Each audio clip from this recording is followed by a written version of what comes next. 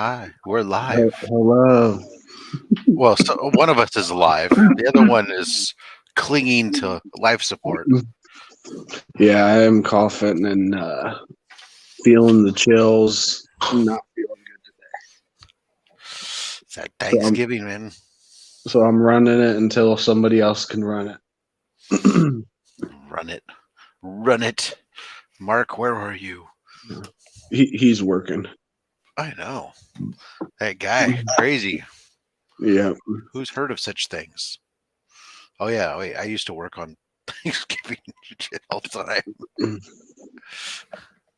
Oh yeah, I remember working at the theater on Thanksgiving. It was awful. Well, I spent the first 18, I don't know, 15 years, I guess. A good a good portion of my marriage first bit I spent working retail and working retail management and stuff. So it was always, game on. Yeah. So that was Black Friday and all that other stuff was when you made your money, and it was just always crazy. I remember the holidays was like, okay, I have.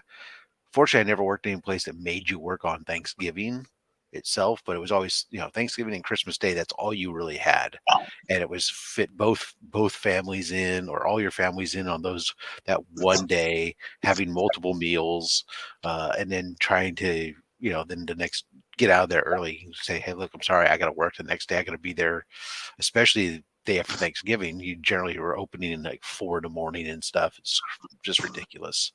Yep. I never could believe that people lined up that early and stuff to go shopping, and then I remember for some dumb reason, when the first year I didn't work retail, I actually decided, you know what, I'm going to be an asshole and I'm going to go out and go shopping on Black Friday. No, I used to do it all the time too. Now I know I won't. I mean, today I'm only going to head out of the house only because I need to go to the ATM to get some cash, so that way tomorrow when I'm at the con, I have some cash. But that's it. It'll be a day of staying inside, finishing putting up decorations, and filling out exciting government forms like the freaking FAFSA tuition forms for my kids. That's the one thing Rona did was like correct that Black Friday was opening on like 4 p.m. on Thanksgiving. Yeah, And now it's back to actually on Friday. yeah. Oh, don't get me wrong, Becker. I mean, I generally don't leave the house 6 days a week, but um, you know, like this is just going to be the second when I go out today to get cash. It'll be the second time this week. That's crazy. It's the joys of working from home. Yeah. The unjoys is that this chair gets a lot of love and it's cupped to my butt cheeks. It's sculpted to your ass. That's right. Remy. Kenneth Bird, how you doing? Raider Nation. Oh, thank you for joining. Yeah, what's that? Welcome to the Legion of Comics. Very early morning. Oh, Yeah, so thought it'd be hopping today because it's everyone's off, or not everyone. they're A lot. sleeping in. They're sleeping in, brother. Yeah. Oh yeah, maybe the next half hour. I mean, the fact that you got me up this early is only because my alarm is still going off. The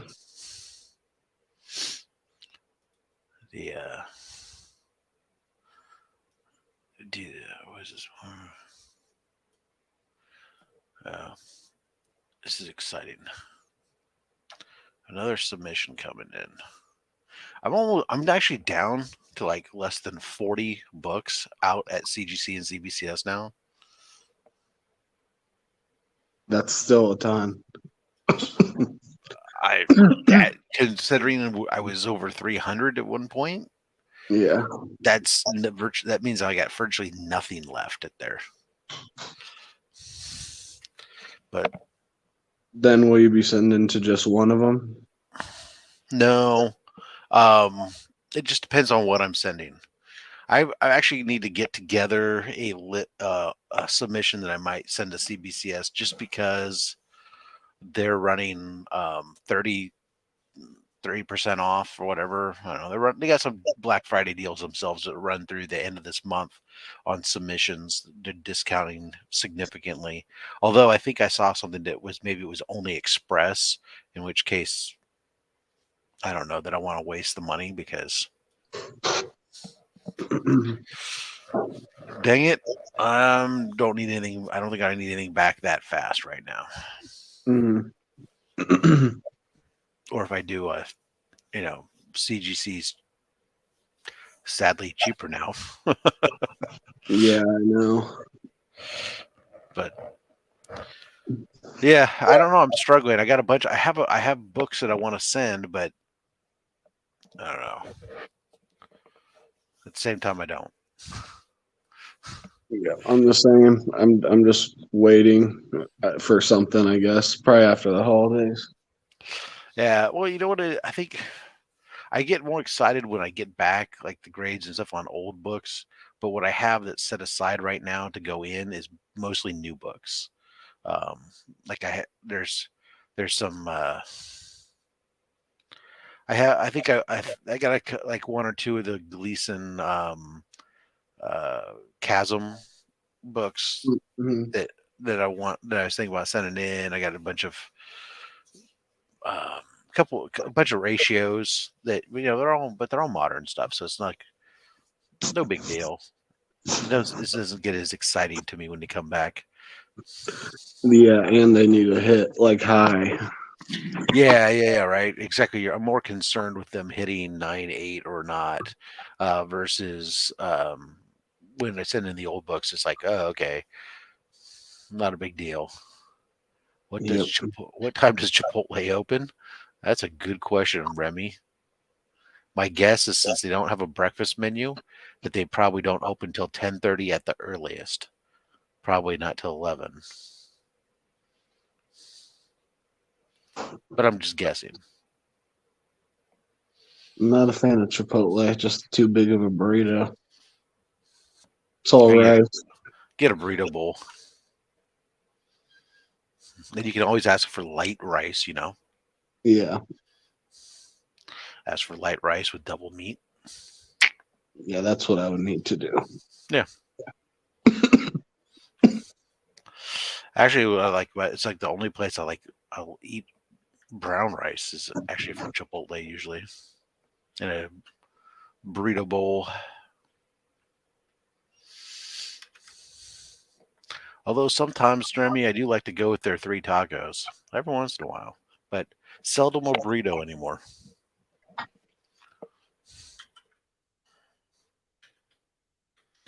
Now, get their quesadilla or a quesarito. No, quesarito, that's a different ball of wax. Taco Bell? No. Chipotle will make it. It's on their like secret menu, but they won't make it at lunchtime half the time because it takes extra long. But yeah, Remy, looking around here in my area, anyways, they don't open till 11 a.m. But subject to change. Huh. They were formed and started in Denver, Colorado. Who knew?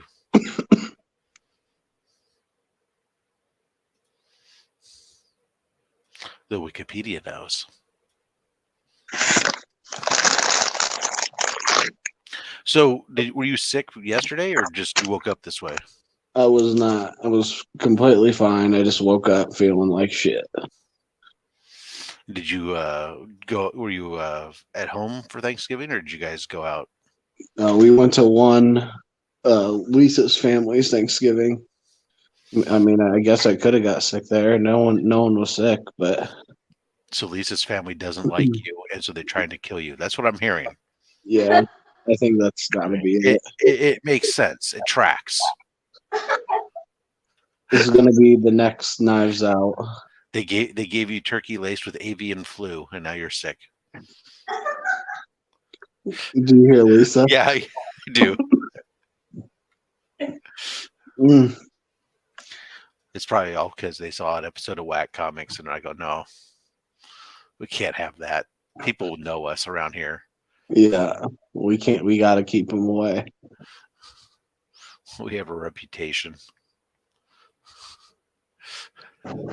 Unfortunately, so does our son-in-law.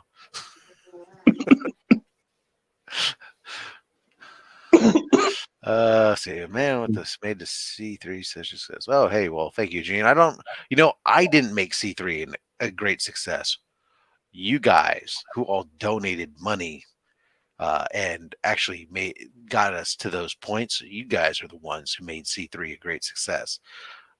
All my work that I did on my end would have amounted to jack and squat if people hadn't stepped up and paid money. So, thank you, Comics Curing Cancer." Hmm.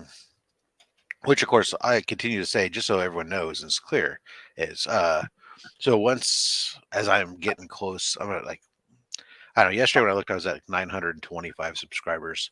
So when I get to that 1,000 mark, because I have the watch hours already taken care of, that's not a problem.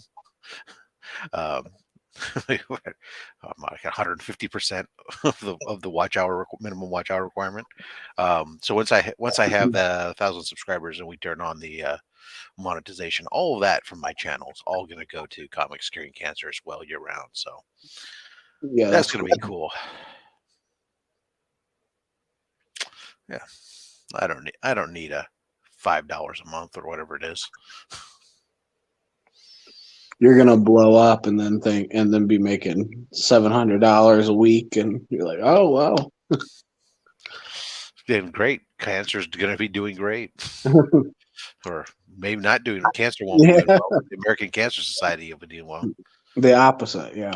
Yeah, I don't know about you, man, though, but coming out of this thing, I am getting so much like email and letters in the mail and stuff from the American Cancer Society now asking for donations. Oh, dude, did I not do enough for you? That just wasn't enough. It has to be every week now, Rob. Yeah, and I go, can't you do another weekend? Well, no, I don't have that many slabs left. As is, I was sitting there trying to I'm stressing out, sitting there going like, trying to find something that's cool for my 1,000 subscriber giveaway when I do it, because I haven't done a giveaway since 500. So I kind of feel like, okay, well, this one should be a little bit extra, right? And I don't know. I'm like going through my stuff. I was like, oh, there's some great slabs, but which ones do I want to actually give up, or what do I have extras of, or I don't mind it not, I got these slabs at one point, but they don't necessarily fit my core stuff anymore, but what did what'd you do that for? Did he leave? Just left me here by myself. I don't even have controls to let anybody in, buddy.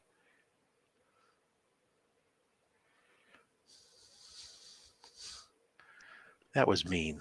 It booted me. It booted you. I Yeah, was like, I said I'm something like, oh, wrong.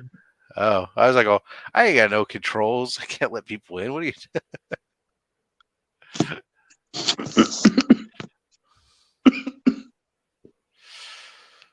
Yeah. So Rob, now that EGS has their new slabs, are you going to start sending them books to be graded by them? Yeah, Gene. I don't. So I don't think I'm going to send like the majority much to them. To be honest, while their slabs are significantly better, um, they're not as good as CGC or CBS in my opinion. Um, and oh, and part of it then also comes to part of it comes also down to the perception of of the masses and stuff. Still, because at the end of the day, if you want to move a slab, it's always more difficult to move something that's not a CGC, especially if it's not CGC or CBCS. Having said that, however, I will use them on occasion. I'm gonna be sending stuff like my art books. Um, I think I'll probably send them things like certain things like when I get something like this, that's a nice custom. This is Roscoe's piece that he did for me, or he was doing over C3 and they ended up giving it to me. This will probably go to EGS and get a custom label that ties into it and stuff. Um, that type of stuff I'll probably send to them on occasion, but I don't think I'm going to send a lot. Who knows? That could change though. Well, it depends on who pisses me off. Yeah, I definitely want to see one in person. Yeah, no, I mean there's like I said, their slab is definitely a huge improvement over the what they used to have. But when you but and Tony, as I've talked to Tony and I've seen him on some subsequent shows, and Tony said, "Look, yeah, this is not his what he would say is his end product of what he would like ultimately as a slab, but as a small business where they're at right now, he's got to go in steps, right? He needed to make an improvement on his slab because at this point, the using the slab kit was a hindrance to him. It was limiting what he could do. It was limiting his profits, and it was limiting, people's perception of the company. So he would love to go to something that's uh, more similar to CBCS and CGCs, but there's certain cost that if you don't have the volume, you can't absorb. That so he had to go to what he's got now, which is this very similar to what PGX does as far as and the way that CGC used to do their slabs in the early days, which is the sealing inner well two-step process where you seal the book and the label in the inner well, and then you insert that in the slab and stuff. But he's improved the slab over PGX and stuff as well too, where he's got 6 points of contact and they seal the edge and stuff. So it's actually pretty solid. It doesn't flex as much as, or it definitely doesn't feel like you could just like flick a finger and have it pop open. That's for sure. It does not. As far as UV protection, Gene, um, EGS says that they have some. PGX also claims to have some UV. How much? I don't know. Neither of them specify any That's why I specific. just rub sunscreen all over my slabs. Well, I thought you did that before you sent the books in to get pressed. Before and after, Rob, UV protection should never be taken lightly. Right. SPF So 50 yeah, on the especially for those characters that are pictured on a character with another character who uses sun powers. exactly. Sun damage is no laughing matter, and until we all take it seriously, it'll remain an epidemic. To your epidermis too. Well, see, I don't get sunburn because I was born with a bitchin' tan. I suspect I was meant to be a surfer. I was definitely the greatest surfer in Iowa. Wow. Yeah. No, the last couple of days it's weird. In the garage is where I do most of my shipping, receiving, my bagging, boarding, all this other type of stuff. And so there's a folding table I had set up in there that's behind my main table that I can stage stuff as I turn around and grab it. And there was a couple of slabs that were just sitting on there, hadn't been put away or for whatever reasons. And normally it's no big deal. The garage is all closed up, nothing. Yeah, the other day I had the garage door open, and I like turned around and I looked, and I'm like, this way the sun was coming down and hitting this slab, and I don't go, even though that's a shit slab that's set up, that's ready to go to a whack hack or something. This is that's I'm just like afraid of like the light coming through the plastic at the right angle and then being like a magnifying glass and then start burning the comic inside or something. I mean, I don't think that would happen, but you can Wouldn't that be definitely funny? sun bleach them. So, Oh yeah, that'd be uh, hilarious though. Just catch on fire inside the slab. I just think it's funny, like, because at some point there's going to be a sun bleached 9.8 for sale. Oh yeah. Well, I think there have been. I mean, Doesn't surprise me because it's yeah, something that can happen even in a slab, yeah. Well, I mean, it just and with so many that's people displaying them in sunlit rooms. right. And that's it. I mean, that's when I do like for all of mine. I mean, they do get some rotation, obviously, but there are some that have been up there longer than others. But in here the windows are off to the side, and those windows have almost always have curtains pulled anyways, to, to minimize glare and other such things. I don't like people looking in my house. It only gets like the late afternoon sun, so it's minimal Mm. time where the sun's low enough to get in through those windows. So then the rest of the time, they're just here and they're lit by the lighting in here, and everything in here is LED lighting that doesn't emit UV.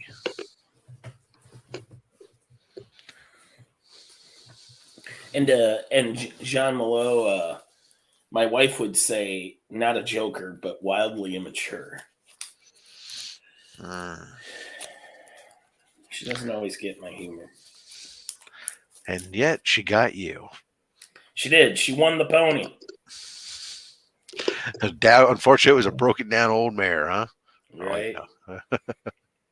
I Do you thought I know got the a pony. Do you know the pony story? No. It's an old wrestling.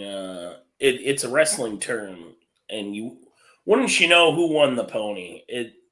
There was a beleaguered territory in like the late 40s, early 50s, and the promoter was probably going to be unable to pay his wrestlers that evening, and the situation was dire. But he held a raffle that night for a pony they later found out he had rented. And wouldn't you know who won the pony but his son? Ah.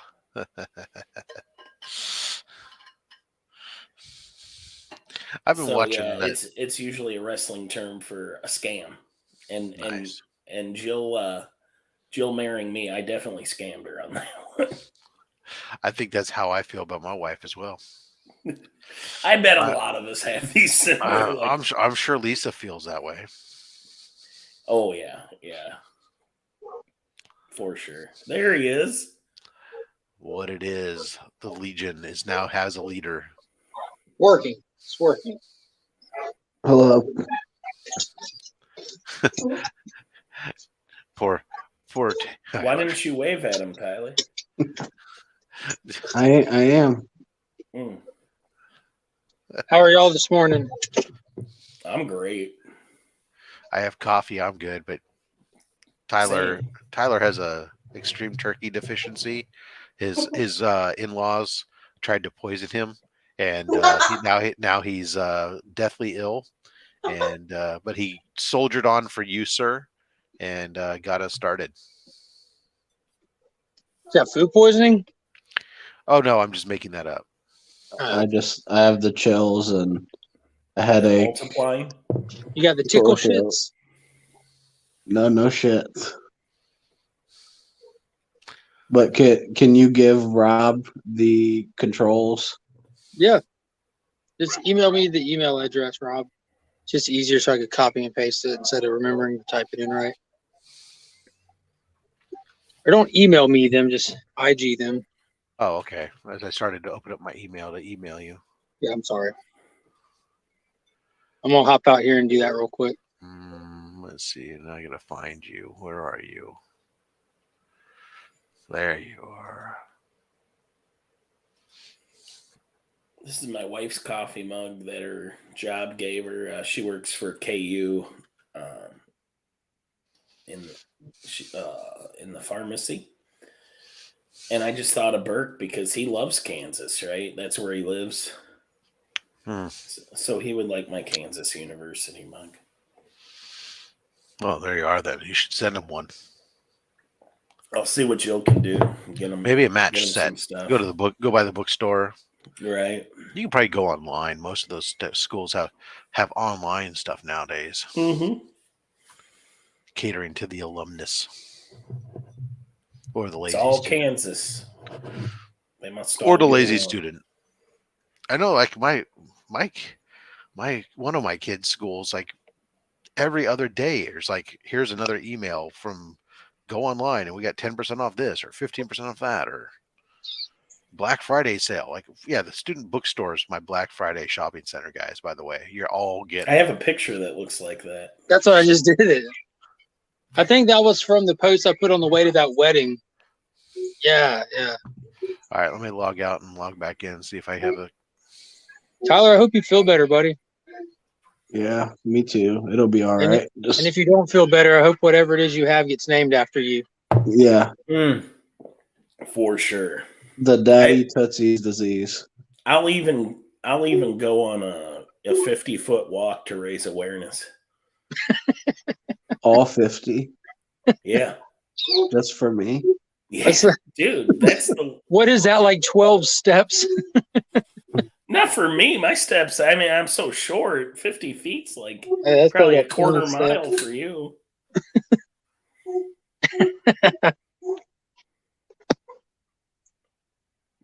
I don't know the exact mathematics behind it.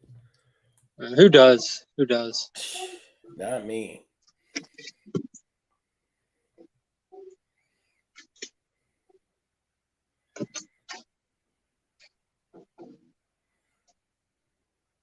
What do we got here? A bird? Let me talk to that bird.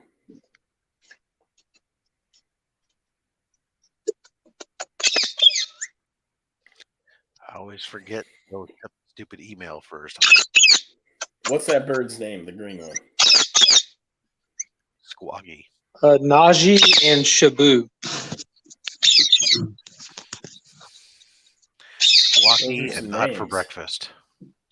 It's a bunny rabbit. Mm-hmm. All right, guys. See ya. Yeah. All right, Tyler, make like a baby Tyler, and head feel out, bro. man. Thanks. Ooh, Remy's gonna match my 50-foot walk.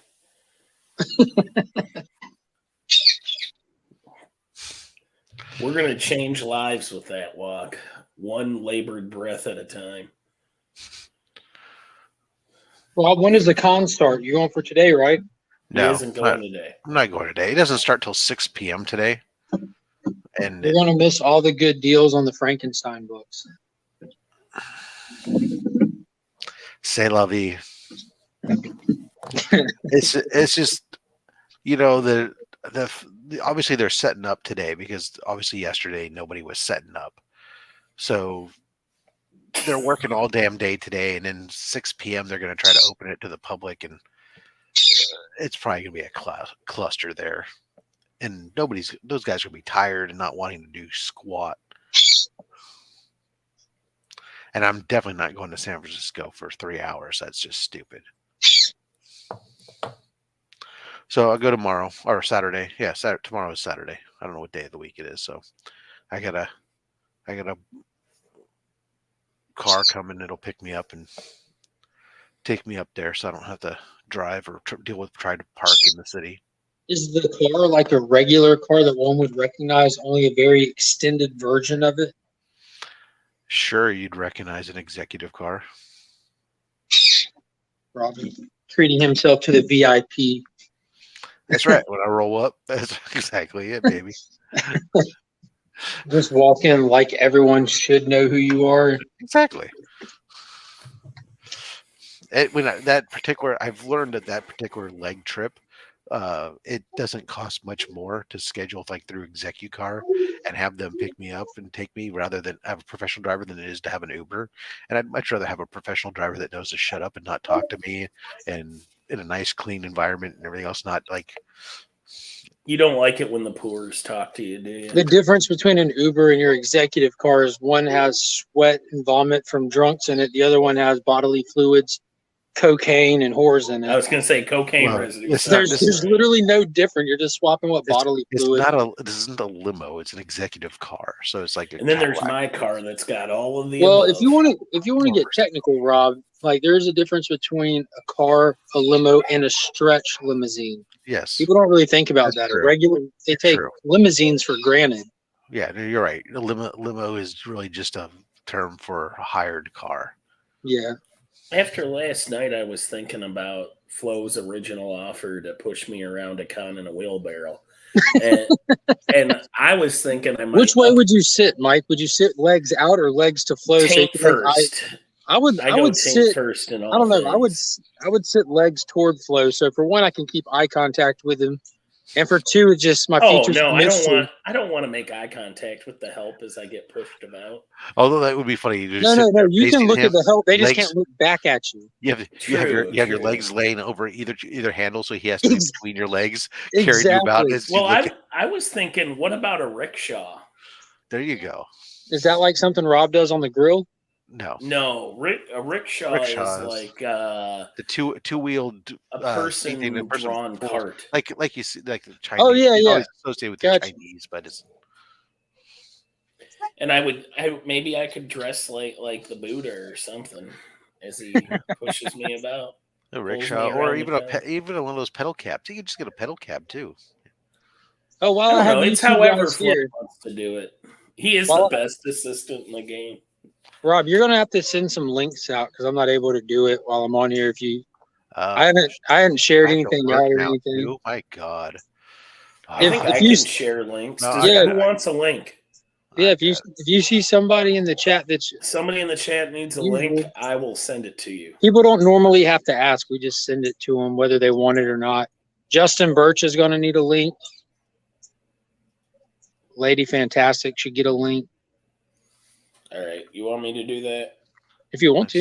I just sent Remy. This is going to be my first day ever Rob's watching got it. a live wrestling program from work. What Because shows today? at 4 p.m. is Rampage, 4 p.m. Eastern. Oh, okay. They're doing a special early broadcast for whatever reason. I'm sure it's not by design, it's by necessity, but they're billing it as by design.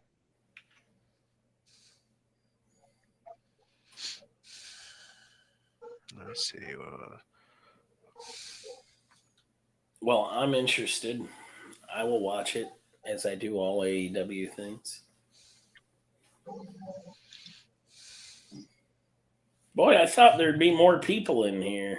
I was Well, like, rushing around to get shows done. it hadn't been posted even to the Legion channel yet, so I didn't realize that. So No, we'll get it going there. tone at the top, you might say. Well, lack of a rudderless ship, if you will. Yeah, that's fair. That's definitely fair. Oh, Mark, you look so majestic this morning. Thank you. I'm standing up on my balcony overlooking the earth. Surveying your The kingdom. Earth. That is the earth. I Fancy. recognize that place. That's not the one I wanted. Settings. Are you going to I Love Becker? No, I was just trying to turn the camera around. Turn the camera around. What? Hey. So the cat house is up a piece. So then you kind of You're stand up going here to and a just, cat house? Yep. You should probably call Wow. that something else. They call it the Bunny Ranch. What? I mean, it's 8 a.m. in your time. A little early to be outside of a cat house. You should be. I in really disagree. Completely disagree. I don't know, man. Studies show that the morning time is the best time, Becker. Yeah, but you're talking not even the B squad. That's like the C squad working 8 a.m. on a Friday. What is it that my granddaddy said? There's never been a good war or a bad peace. So You know, you can always use the breakfast buffet. It's not always good, but it's never bad. That's another one. My grandpa always opened his old style at the end of the day. At 5 o'clock, he would crack his first beer, and he would take that sip, and then he would say the same thing every day. How do they make it so damn good and sell it for so damn cheap? He made that same joke every day of his life. I have customers like that. No matter how many times they call, I mean, they can call at least once a week to set up their weekly stuff. And you say, "How you doing today? I'm vertical." No, Like I see that. Congratulations. he had a lot of one-liners on golf courses too. Like Oh, you knew you'd come of age when Grandpa took you golfing with him because he didn't really like people. yeah. But he'd take his grandkids with him and teach each of it. Usually about when you're like 6 or 7, he would take you with him. And when you did, he had all the one-liners for that. There's a thing called topping the ball. It's when you break eye contact. It causes the ball to hop up in the air and pop right back down. Well, I did that, and because it's from double looking, and then he goes, "Well, you got 2 good looks at that one." I always like the ones that stick with me that I still use to this day, which then always makes me know that, you know, you feel old is when you're using stuff like that. So somebody says, well, and you're like, oh, that's a deep subject. And you're, and or the, you know, what is the other one I use all the time is, we're always using, of course, the pot calling the kettle, but that's just a freaking expression. What's the other stupid joke that we're using all the time? Use it all the time so much I can't remember it until I'm triggered, I guess, and then all of a sudden it just flows out of your mouth and you can't not say it. But, yeah. Anyways, stupid shit. Oh, when people say "What's up," you always just go, "Well, you know, sky, Oh yeah. cost of gas." These are all cringeworthy. Yeah, that's usually the. Yep. Rob, what are you going to be hunting this weekend? You know, I'll probably take a look at my just fill in run stuff. I'm not going to go out looking for anything in particular. I'll probably just look at the fill my runs of Mystery in Space and some of the last books of my Invaders run. You said there wasn't much in the way of signatures.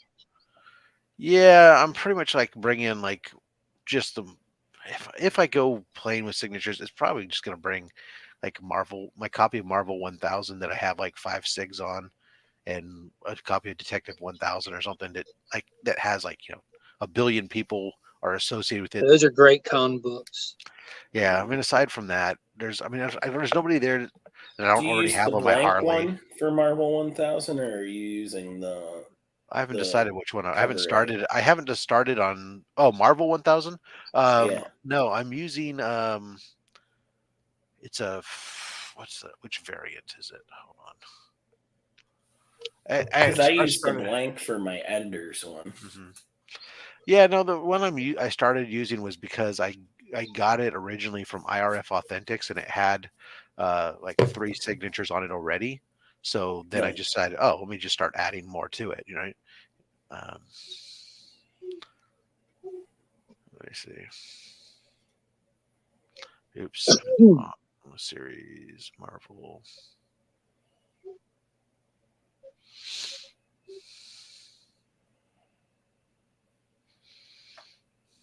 Ah, goodness gracious. I'm about to hop down here and go get all my tools out. I'm going to hop off here. I'm going to hop back in a couple minutes once I get set up. Tools? You are a tool? I got some haircuts to do. I gotta figure out what. I'm going to keep logging books. A little trimming. So I'll be back in just a couple minutes here. It is the Andrews Decade variant. Okay. So it's got Captain America and Red Skull and Human Torch and Black Terror and Bucky and Submariner and Namora and a bunch of the classic Golden Age variants of these heroes on the cover.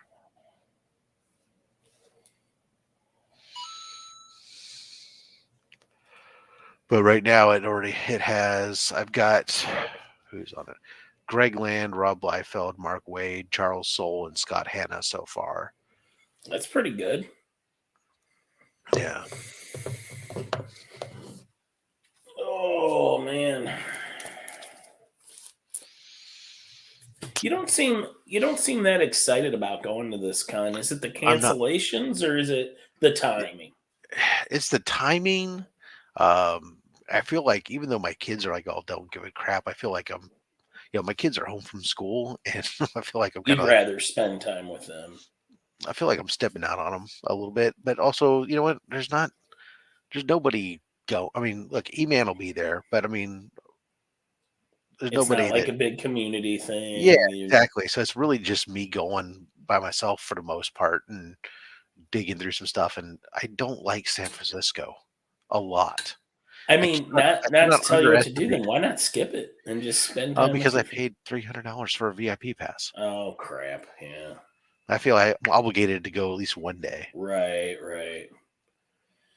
Or Yeah, I don't know if I paid that much, but whatever it was, And at one point there, I almost taunted you when you were like, I want to spend time with my family. I was going to be like, Rob loves his family. Right. Well, you spend enough time with them, the Stockholm syndrome sets in. Yeah, you've grown partial to you've grown accustomed to their faces. At least used to them, at least, yeah. I don't scatter at the first sight of them. That's good. Then my youngest was actually has been helpful this weekend. Now I don't have to do bags and boards for a while. Yeah, you were saying that. Send them Yeah. over here. You can make some money. They did my entire stacks. All my back stock of bags and boards is all done now. I had to go find another box to stick completed That bags is and one boards. of the most mind-numbing tasks. Yep, exactly. What do you got done? He's like, anything else? I said, well, yeah, there's a box of Christmas cards over there. You can start putting cards in envelopes. Since we're actually ahead of the ball this year, usually we get to the point where we realize around like mid-December, like, oh damn, we should do Christmas cards, and then by the time we get them done, it's after Christmas, and then they never get sent. This year we're all good. I've been waiting on postage. The postage finally came on Wednesday, so now I can actually start sending them out. I feel like an adult. Man, I'm tired at 7 a.m. I can only imagine you right now, because isn't it 5 a.m. your time? Yeah, it's 5:13 in the morning. Oof. There's Lady Fantastic. Yep. Oh, that's who I forgot to send it to. Hold on. Wow, wow, wow.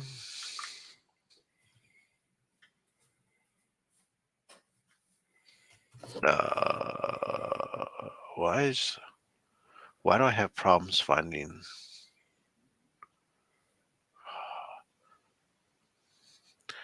There are a lot of Lady Fantastics. Oh.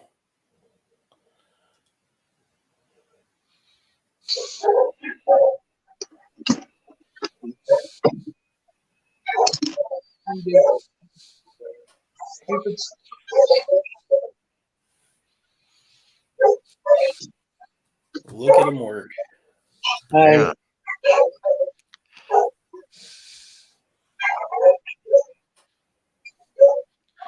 Oh, okay. Well, then I wouldn't find you by looking that way up. Thank you. Yeah, there you are. Duh.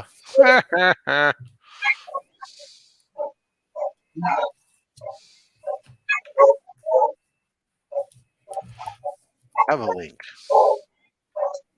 No, you don't have to be sorry. It just because I choose to make mine match doesn't mean you have to. Don't be a conformist. You should be you.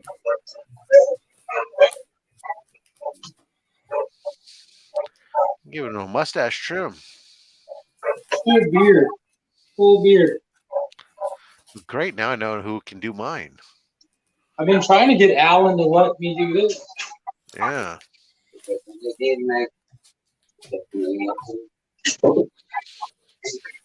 Anyways, but yeah. So Becker, I don't know. It's like Remember, I got red on the right. It's not raining. Hold on. Can It's not can you ready. mute Mark? It's really loud. yeah, I will. Done. Yeah. I don't know. It's between the cancellations and all the other stuff. It's just like I'm going. I'll look around. I don't know. Maybe I'll be surprised, but I'm also it's like the thing is like because this is up in San Francisco, I really don't expect anybody to be there with any kind of deals either. Really, I expect them all just to try to Oh, you guys don't jack get the deals? people tend to think like San Francisco is just like money, and so they'll try to rip everybody off. You know, I don't know. That's just how I feel. I could be wrong. Jim, good day to you, sir. Good day to you, sir. I'm excited for you. You're going to go to a con. You're going to find some good stuff. I just know I it. hope so. I really do, because I'd like to be wrong. I mean, I was listening to Eman and reading them. They're like going with. They're like I don't even. It almost sounded like they didn't even care if they found any books. Like we're just going to go, and I was like, have a. I mean, I'm sure you have some type of inkling of what you want or what you're looking for. You probably might even have a list or something. But Well, as long as I have my phone, I have a list of things I need. right. But I mean, I often am reactive. There's a lot of that where I do just kind of I'll find something I'd like and I go ahead and just react to it. But I'll start off with something I'm looking for, right? And obviously, like when we went to C2E2, I started off by looking at ASMs and stuff. Well, now Yeah. I've filled in all my ASMs except for ones that are not going to be in the box. Right. Right. All the ones I need All left the are wall books. wall books only. And so I'll be digging through and I'll be looking for, some of the mystery and space books I need. I'm really Nice. close to finishing off my Invaders run. So I'll That's I'll be awesome. looking at that. And I might go in and look at some. I'll dig into some of the Batmans maybe. There's a lot of there's still some run filler issues I need in the upper 200s, Right. low 300s. But aside from that, I'm not going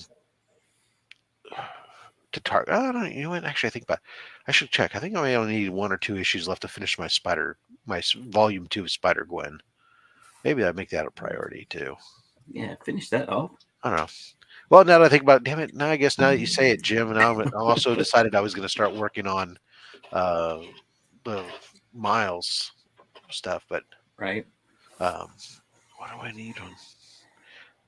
I'm not going to go there looking for anything really from the current run necessarily, but the previous run. I think I need a couple issues still. Caroline needs a Switch soon. Well, My A son Switch loves like this. realized I'm a missing Switch like a random Nintendo issue. Switch, or a Switch like Yeah. you need a new light switch. No, I'm guessing she's talking about the Nintendo Switch. My son loves his.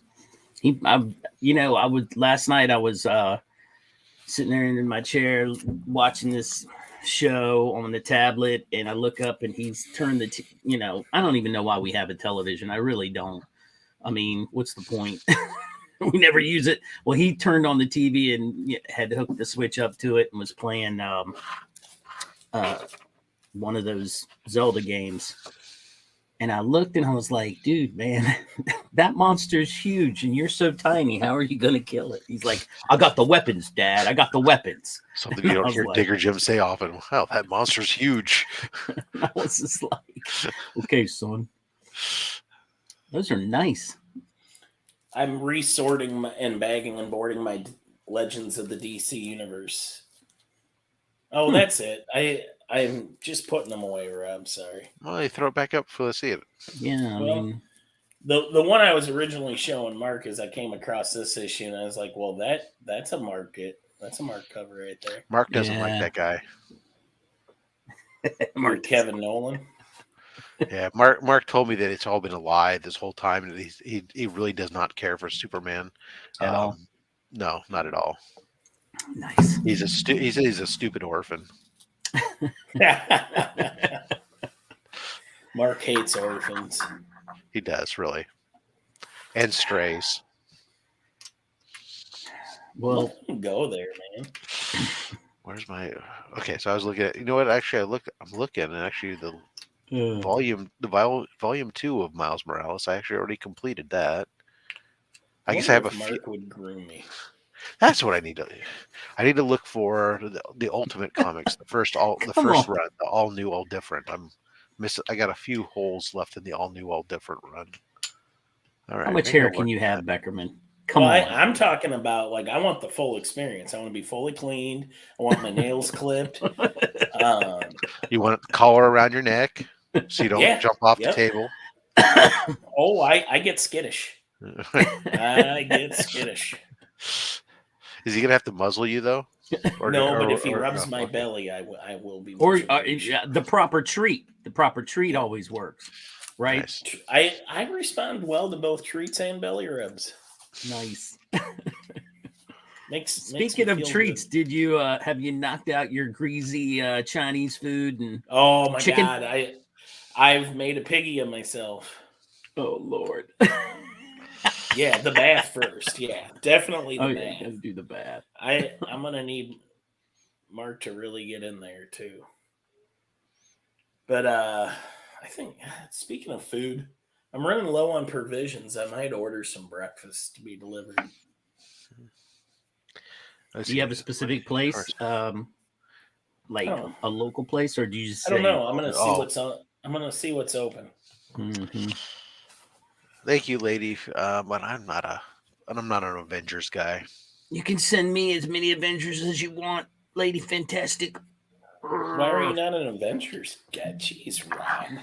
I don't know. It's all outer space and adventures for you. I've picked up some issues. Like I have like the first 7 issues of like all new, all different, and some of these other things, but they just never. At the end of the day, I just don't get team books like that, and just like Justice League. At the end of the day, they just don't. Nice. Maybe they just don't appeal to me for some reason. I think that was. I think the team books was what got me started more than anything. I mean, X-Men. Well, I mean, come on, the writing with Chris Claremont and that whole run with John Byrne, the Dark Phoenix series, that whole thing hooked me in. I'm not an X-Men guy either, too. So yeah, I mean, well, you're a lone wolf, Rob. You like those lone wolf people like Spidey. I get it. Yeah. But that's what got me into it. Was that eternal bad lone wolves, right? Right. Kree Skrull War is great, Lady Fantastic. Yeah, I like anything that has Rick Jones in it, and he comes in and he wrecks house in Kree Skrull War. He takes out the Supreme Intelligence, right, with his mind power. Yesterday was digging in the ground. Today is going to be all about going to get the comics. My LCS didn't have the books on Wednesday, so they should have them today. And I'm going to go to the big store because that's where all the volume of his stuff is. And I need to look for some books for this Christmas thing that I'm doing in another chat. And I need some long boxes. I got like stacks and stacks, but I don't have any more long boxes. So they said all back issues are going to be like 30 or 40% off. Nice. So I'll probably get some stuff on the for me, but definitely I got to go find these books, right? They've given me the guy I don't collect anything that he, I'm not everything that's on his list. I'm like, shit, I don't have any of that in my collection. Is this a Secret Santa? Yeah, it's like a Secret Santa thing. It's in the chat that I'm in. It was like one of the original chats I was in, and we each you put your name in, and then they have a thing that sorts it, and it picks the person you're gonna do, and so, and we put a like $100 amount on it, but last year. Last year was the first year we did it, and I guarantee you we did the same thing, and nobody came close to $100. It was way over. I mean, I guarantee the box of that because Ben Parker got my name last year. I know, and I was like, "Oh my god!" And he sent me some amazing stuff. So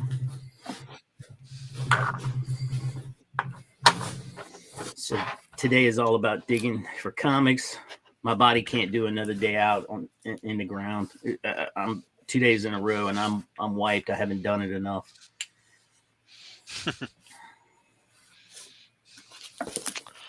Yeah, I'm definitely gonna go work. I forgot these covers were great on this Look list. at this beautiful Joe Cuban Green Machine 1998 cover.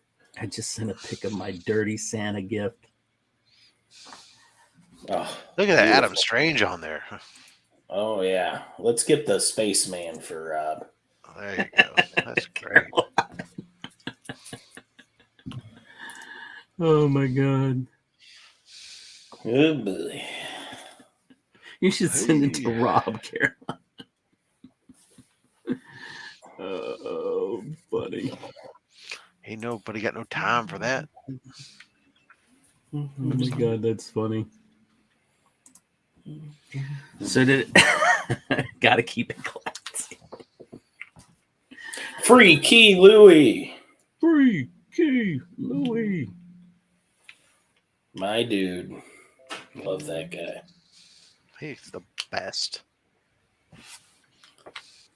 So everybody turkeyed it up just fine last night. I didn't have any.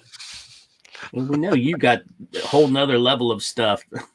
Everybody but Beckerman. Beckerman's on a different path. That's okay. I like it. I'm this much jealous. No, maybe this much jealous, to be honest with you. It's, after years and years of doing the fam jams and stuff, I'm not saying I will do this every year, but I definitely appreciated a very low-key, relaxed day. Yeah, no, absolutely. Yeah. That's what I like. We've generally only done Thanksgiving lately. Like this year was, us and then next door. So it's 6 people. It's tolerable. Mm-hmm. 6 people and 21 pounds of turkey. Yes. Yeah. We all our family is down in Richmond, so it's just the 3 of us, and we ordered this package through the supermarket, and it'll take us 2 days to knock it out, and it's perfect. Because by day 3, you're sick of it. You just don't want to eat it. Oh, well, I maybe supermarket turkey, but well, yeah. I mean, I didn't have mine smoked or fried or anything else. I mean, it's just baked. But I just I'm done with it after 2 days. I figure we'll have some tonight. Maybe I'll have a turkey sandwich tomorrow. But by Sunday, I'm going to be saying, let's get some Chinese food. Oh, man, I love turkeys. I love leftover. My wife's sitting there. You're not going to finish that. The 21-pound turkey is too much leftover turkey. Have I ever let you down? Yeah, but you can do a lot with it for other meals. Oh, she was talking about that. She was talking about take some of the turkey to make a turkey divan. Yeah. I was like, I looked at her. She's like, what? You're not going to eat all that? And I said, honey, what is turkey please. divan? It's a casserole. It's turkey with broccoli and cream of mushroom soup and cheese and bacon. Well, people used to put croutons on it, but we've recently in this family realized to remove the croutons and substitute it with meat croutons. Yes. Yes. And it is so much better. Everything is better with. Oh man. No substituted it with what? Bacon bits. I don't know. I mean, I'd probably just fry up a whole thing of bacon and just crunch it up and just stick it on top of there. But you are right on track there, Rob. I would be all up in that. When I did it, the first time I did it, I was like, oh, you know what? Because I've never been a big fan of croutons on top or whatever. And I'm like, Free Energy went to the Dallas Cowboys game. And so I was like, oh, I don't know. You know what sounds good though? Let me try this bacon on this. And I like put it on there, and after I got done, I called my mom up because this was a recipe my mom had given me. We ate all the time growing up as kids. I said, Mom, game changer. I'm like, oh, I don't know why we never did this as growing up. I said, but take your chicken to van because we usually make it with chicken. And I said, take that and like put bacon bits on top of it. She did. She Right. called me back after she did. She said, oh my goodness, you're right. What have we been doing all this time? It's been living a lie. Hoarder's Hide is killing it with these unconventional art sizes. He's getting like these huge pieces and at great prices too. He keeps sending me pictures of it, and I'm like, I've never even seen some of these like size. Usually art comes in, A3, A5, Right. 4x7, 9x12, 11x16. Mm-hmm. But he's getting like 17x24s and stuff. It's crazy. I mean, is he? Well, how big is the page that you have framed over there? Is that all that stuff ranges in between 11x17 and 12x18? Okay, yeah. Art boards are kind of a little unconventional, right? In that they've got if you try to put it in 11x17, you're going to be short. 24. Yeah, 24x36. I couldn't remember. That's huge. Yeah, I mean, so. He's killing it, man. He's killing it. You have to frame it. It's almost, that's a mega big Scott. That's huge. I mean, I would think you'd have to frame those. Look at that. Your brother Flo says Mark needs to line him up as well for a trim. Not my brother. He's trim. Nephew. He's not your brother anymore. He's my nephew. Oh, your nephew. That's right. Your nephew has the same thought you do. Mark, you're getting a list of customers. You're gonna have to. Mark's gonna put lines in that dog now. Man, that dog's actually pretty damn well behaved. Look at that. Yeah, taking it like a pro. I know I couldn't do that, man. That's crazy. You gotta have special skills. You have special skills for that. Look at that. And I'll take another call and keep on going. That's right. Yeah, baby, I'm just trimming this dog.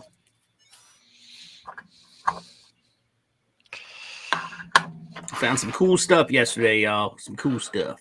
I think one of my favorites is this good luck pendant thing. I've never seen anything like that before. That was definitely something from the 50s. Abe Lincoln, a 4-leaf clover, and it says fraternity, liberty, and I guess that's equality. Yeah, fraternity, liberty, equality. It's pretty cool. Pretty cool. I'm never going to be able to get you a picture of it, though. It's pretty dope. I like that. But I like my big silver coins better. And then I talked to my guy that I used to detect with. This is not a Civil War button. He said it is a cuff button from World War II. But I got to clean it up. Yeah. Are the Mercury dimes worth more than 10 cents? Well, they're 90% silver. I'd probably get a buck or something for them. If I went to a place to buy some, I would guess they'd probably be like $1 or $2 a piece.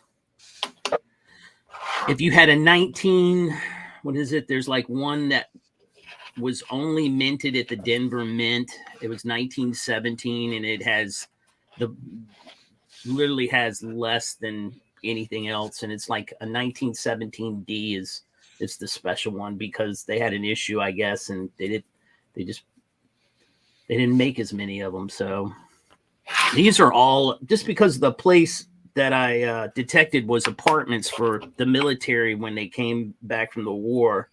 All of this is going to be, 1944, 1940, during that period. And I was like, damn.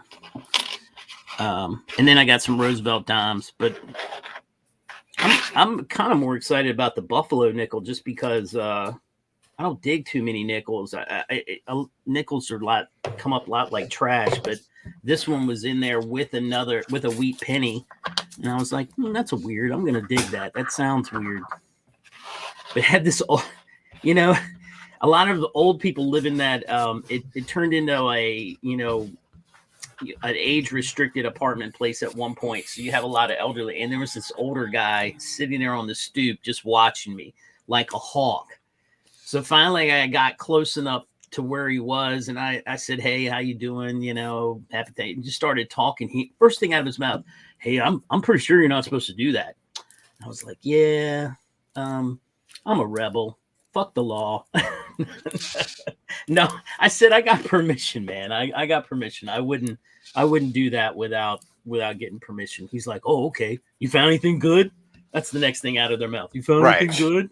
Making sure that you're not know whether you're actually supposed to be there or not. And Right. then next thing up, okay, well, you must be cool. Yeah, and then he wanted to tell me every single coin in his collection that he used to have until his drug addict sister stole them. And I was like, "Oh man, this is more than I really wanted to hear." Let me tell you all the things I used to have. Great. Well, not just that. I don't even know if I want to say this. This is. Remember, he is up there. Okay, Yeah. He's probably, if I had to guess, mid 80s. And she goes, and he said, she started seeing this black guy, and that's when all the stuff started disappearing. And I was like, ugh. I was like, but did he use the term black guy? No, he did. He didn't use the N-word. I've heard that too, but he said that, and I was like, well, I guess I better get back to digging. See you later. I didn't want to talk anymore after that. I was done. I was like, yeah, I gotta go back. As you get older, you become those people that say things that were perfectly fine for you, but today they're not. And I remember, like, my grandfather, one time where, like, I think it was like after graduation or something, and we're all in the car and trying to decide where we're gonna go for dinner or something. And my mom asked me, like, where do you want to go for dinner? And my grandfather says, yeah, where do you want to go for dinner? Any place. I just don't want no. And he goes, this is a direct quote. He goes, I don't want no chink food. And my grandmother reached over the back of the chair to slap him so fast and say, you don't say that. I need a damn list of what I can say and can't say anymore. Damn it. Yeah, no, I mean, I just, when he started talking like that, I was like, well, I got to get back. It's been nice talking to you. I got to keep detecting. I got a limited amount of time. He's like, oh yeah. I got to go too. Food's ready, I'm sure. I was like, see you later. That sucks. Oh my God. Yeah. No, I had a good day yesterday, and the only thing I was missing was my buddy. I wish he was still here. I talked to him. I texted, then we talked for a little bit. He has to come back in the spring. They're bringing all the attaches over for a week. He's like, I got to come back for a week, leave my wife and kids for some big muckety mucks that I don't give two shits about. And I said, yeah, but bro, maybe you can, if it's here in DC, we can come and hang out. Understood. So, don't even know what kind of vernacular. All the past, but let's just say they were both products of the South. Yeah. My mother was born and raised in Charleston, and she never used that word. Now, one thing that came out of her mouth that was kind of interesting is she used to call certain white people grits. And look at that grit over there. And I was like, I don't know what that was. What do you mean? That's not food. And this is when I was little. I said, Mom, that's not food.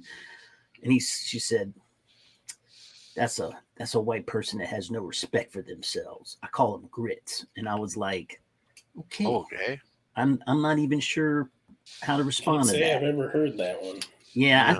I think it was an internal family Southern thing that my grandma or something. I don't She know. came up with it, kind of thing. Yeah, but she was one of 12, so they won't doing nothing but having fun time in that house. And every one of her sisters is totally different. I mean, like my Aunt Harriet was the oldest one was probably the I don't know how to describe it, like the classy Southern lady. Like when you went in her house, you didn't touch anything. That's the first thing my mother told us. Don't touch anything. Don't look anything. You just sit there on the sofa and don't move. And I was like, this is going to suck. I mean, I'm 7. What do you want from me? And, but then my Aunt Inez was like, total opposite.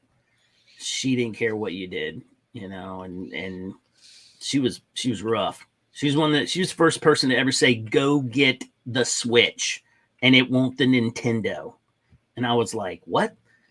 She goes, go break off one of them sticks over there. And I was like, and I was stupid. I'd never heard of it. I said, went broke and brought it to her and I didn't know what was going to happen. And I was like, man, that was ruthless. Ruthless. But yeah, all of them were different. It's like Clerks 2. Yeah. Yeah. It was something else, I'll tell you that. It's okay, very colorful, big family on my mother's side. My father's side, not so much. It's okay. I'm taking it back. Not so much. So, yeah, Caroline, to beat that ass. Well, I probably had it coming. I was Caroline, you should be hopping in, man. Rambunctious, breaking the law all the time, even as a kid. Oh, goodness gracious. Even What as a is kid, it? Not a big deal. breaking the law. Who else was a man from Nantucket? No Tyler, huh? Tyler must be. He was He's not ill. doing Oh, Yeah. had the He bad started turkey. it. He started us off. I told him that at least his parents were trying to kill him. They found his YouTube stuff and he got the bad turkey. they're going, we can't have him being associated with our daughter because people will know us. We have a reputation to maintain. Right. Sounds about right. It's a legitimate concern if I were him. Caroline, I just do not believe that you had a smart mouth. I just can't. I find that highly unlikely. Highly unlikely. And I think we all got the belt. The belt was just the way it went. And my father had a big waist, so he could do long distance belting if he had to. He was like Indiana Jones with that sumbitch. My dad was a cop, so he got the thick belt that you had and all the utility shit hung, and it was a hard leather belt. Yeah. I tried to run once. I thought I can outrun this fat guy, but he had quick, that quick burst of speed. He had high twitch. he couldn't do distance. He's like he could do a quick run. Like a defensive lineman or something. Yeah. He's really fast twitch movement. Yeah. But he could do a quick 20-yard dash if he had to, but oh, my dad had a better saying. My dad always used to say, says, well, you may outrun me. You may be faster than me, but I know where you sleep at night. I don't know what I was thinking. I was a kid. I just didn't want to get hit. Right. What he's like, I know where you sleep at night. Oh shit. And you know what? It was all about not following. A lot of times it was not following the direction. Right. Like especially. And I remember one of them vividly. I hadn't changed. We'd been to church. I hadn't changed out of my clothes, and I went out and was playing in them still, and got back there in the woods. And I think I was trying to jump this section of the creek, and my foot slipped, and like half my shoes went in, and all this other crap. And I came back, and my mother lost her mind because they were like brand new Sunday shoes, and I was like, oh man, why didn't you just change clothes, bro? I mean, it took like a second. And I'm to start to not get caught. Yeah. It took a good hop and the belt before I got real smart. Yeah. Yeah, that's how we grew up tough. Yeah. You know, I'm trying to. Nick posted this thing in Mark's chat. It was on Monday, and it was you saw Beckerman. It was that whole thing with Peterson, that little clip he did with talking about how you have to be dangerous, and I found it fascinating. Just that he had the limpest handshake I've ever had. well, yeah, but I mean, it's just terrible. The whole conversation, it just kept playing over in my head, and we were walking the dog later on, and I showed it to my wife because I wanted to see what her reaction was, and I just think his wording was not right. My thing about Jordan Peterson is any of those guys, anybody who's trying to sell a book or a speaking tour, yeah, because he has really high speaking fees. I mean, when I went and saw him, it was free, but it was because I went to a university to see him. And sure, and even then, even though he was getting a pretty hefty fee to get him there, he was still peddling a book too afterwards. And right. I like his books. I like most of what he says, but I think how he says it and how he chooses to bring it up is definitely a methodical. He's got his target audience that right. he's trying to tap into. Right. Like anybody, I mean, he's a self.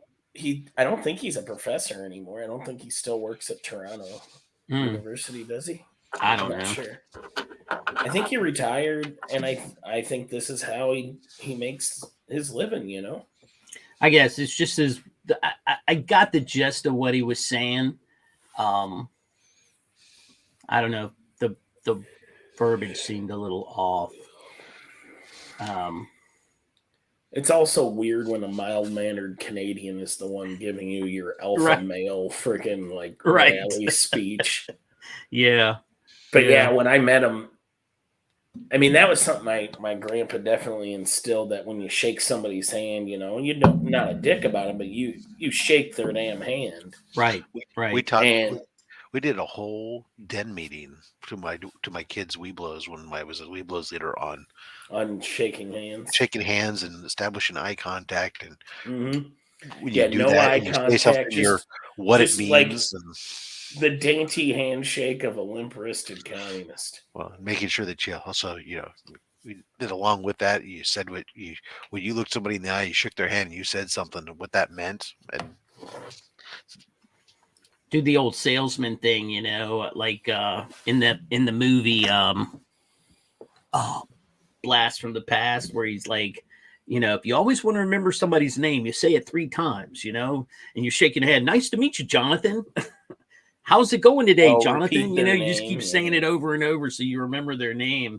And it actually is not a bad trick. I mean, I was fortunate. I worked in audio video sales and stuff. It's usually we had worksheets that we were doing. You utilize when you're talking to people, taking notes and mapping out rooms and stuff. And so I would just jot their names down on the paper. That's good too. Or I wouldn't. I just didn't care. I just used pronouns instead. Of course, back then we could just assume what pronouns were, but yeah, don't get me started on that. That might be my old man button cross the line that I'm not willing to cross anymore. So, I mean, I went. My line used to be here, and then it moved up a little bit in the 80s, in the 90s, and I can't go any further. Okay, and that's what I told my wife. This is as far as I go. Okay, and this other line here that's come up now, I won't acknowledge that. And I have a niece that I love dearly, but I'm just gonna say, you know what? You're just you. So it's okay. It's okay. It's just my hang up. It's not their hang up. It's just my hang up. But I'll let that go. Anyway, comics. How about that? Comics. I got to It's Lady Fantastic. It's easy to mess it up. I have to do that with my youngest all the time, and they get bent sometimes. But it's really harder as a parent because sometimes like your memory is associated with a certain set, and so like if I'm thinking about my youngest in the past, I tend to come up with the wrong pronouns, and then they used to get bent about it, but now fortunately they've finally learned that. Look, you know what? he's got Alzheimer's. He doesn't know who I am. No. They've learned that. Look, sometimes, first of all, it's not easy for certain people or for a lot of people necessarily, and also, especially if you don't necessarily present certain certain ways, but also more importantly, just that people are going to make mistakes on occasion, especially if they've known you for so long, right? And this is a more recent thing. Then it's what you have to forgive when it's unintentional versus when somebody who's going out of their way to ignore your request is a different ball of wax than somebody who's just who's known you their whole life and makes an accidental slip. Those are very different things, and they're finally learning how to do that and respond. So yes, what she just said. Yeah, exactly. I don't know if I can get to that line though, Caroline. I'm trying, but it's. I feel like I might have reached my old man status where I'm like, fuck that. Well, sometimes there's just the face you show and separate from your inner monologue for the sake of. Yeah, but you know what? I don't want to be that old man like that I just talked about. I don't want to be like that. And I'm not, and I don't want anybody to think that I'm like that. You do you. I'm fine with you doing you. Just don't expect me to actually, you know what I mean? You can't change the color of your skin. All right. That's a whole different level of, you know what I mean? So I'm just, he was just a different breed. I like some of the art. It's funny because I obviously live it with my youngest. It's right. But I understand some of the arguments the other way and stuff, and some I find, some of the both ways. So I move on. I don't understand. I will never, as I explained, look, I will never fully understand it because I am a cisgender white male, right? So that's the world I live in, and that's the world I grew up in, and so I don't necessarily always understand it. But you know what? I can also show them some respect and do that too, and it doesn't hurt me any. So although what's funny is I had to ask the question the other day. It came up because my oldest was having a conversation with my wife, and they were talking about something back and forth, and something about, I don't even know what the hell it was, but they're talking about something on Tumblr or something, and I'm sitting there with this puzzled look on my face. Tumblr's still around? I'll tell you one better here, Becker. They're sitting there. I had this puzzled look on my face, and my wife and my son are asking the question, "What? Do you not understand what we're talking about?" I said, "I understand what you're talking about. I do have one serious question though. What the fuck is a Tumblr?" I'm like, I had one like 12 years ago. I don't even know what the hell it is. So at one point, if you wanted to buy art, Tumblr was the spot. Like 10 years ago, it wasn't Facebook. It wasn't like if you were buying comic book art and you wanted to contact artists directly, they were all on Tumblr. So to me, the only thing I knew as a Tumblr was a glass that you use at a bar. There was a guy at work that had the app on his phone, but he used it for porn. I didn't know. I never downloaded Tumblr. What? That was the day Jim started borrowing his friend's phone.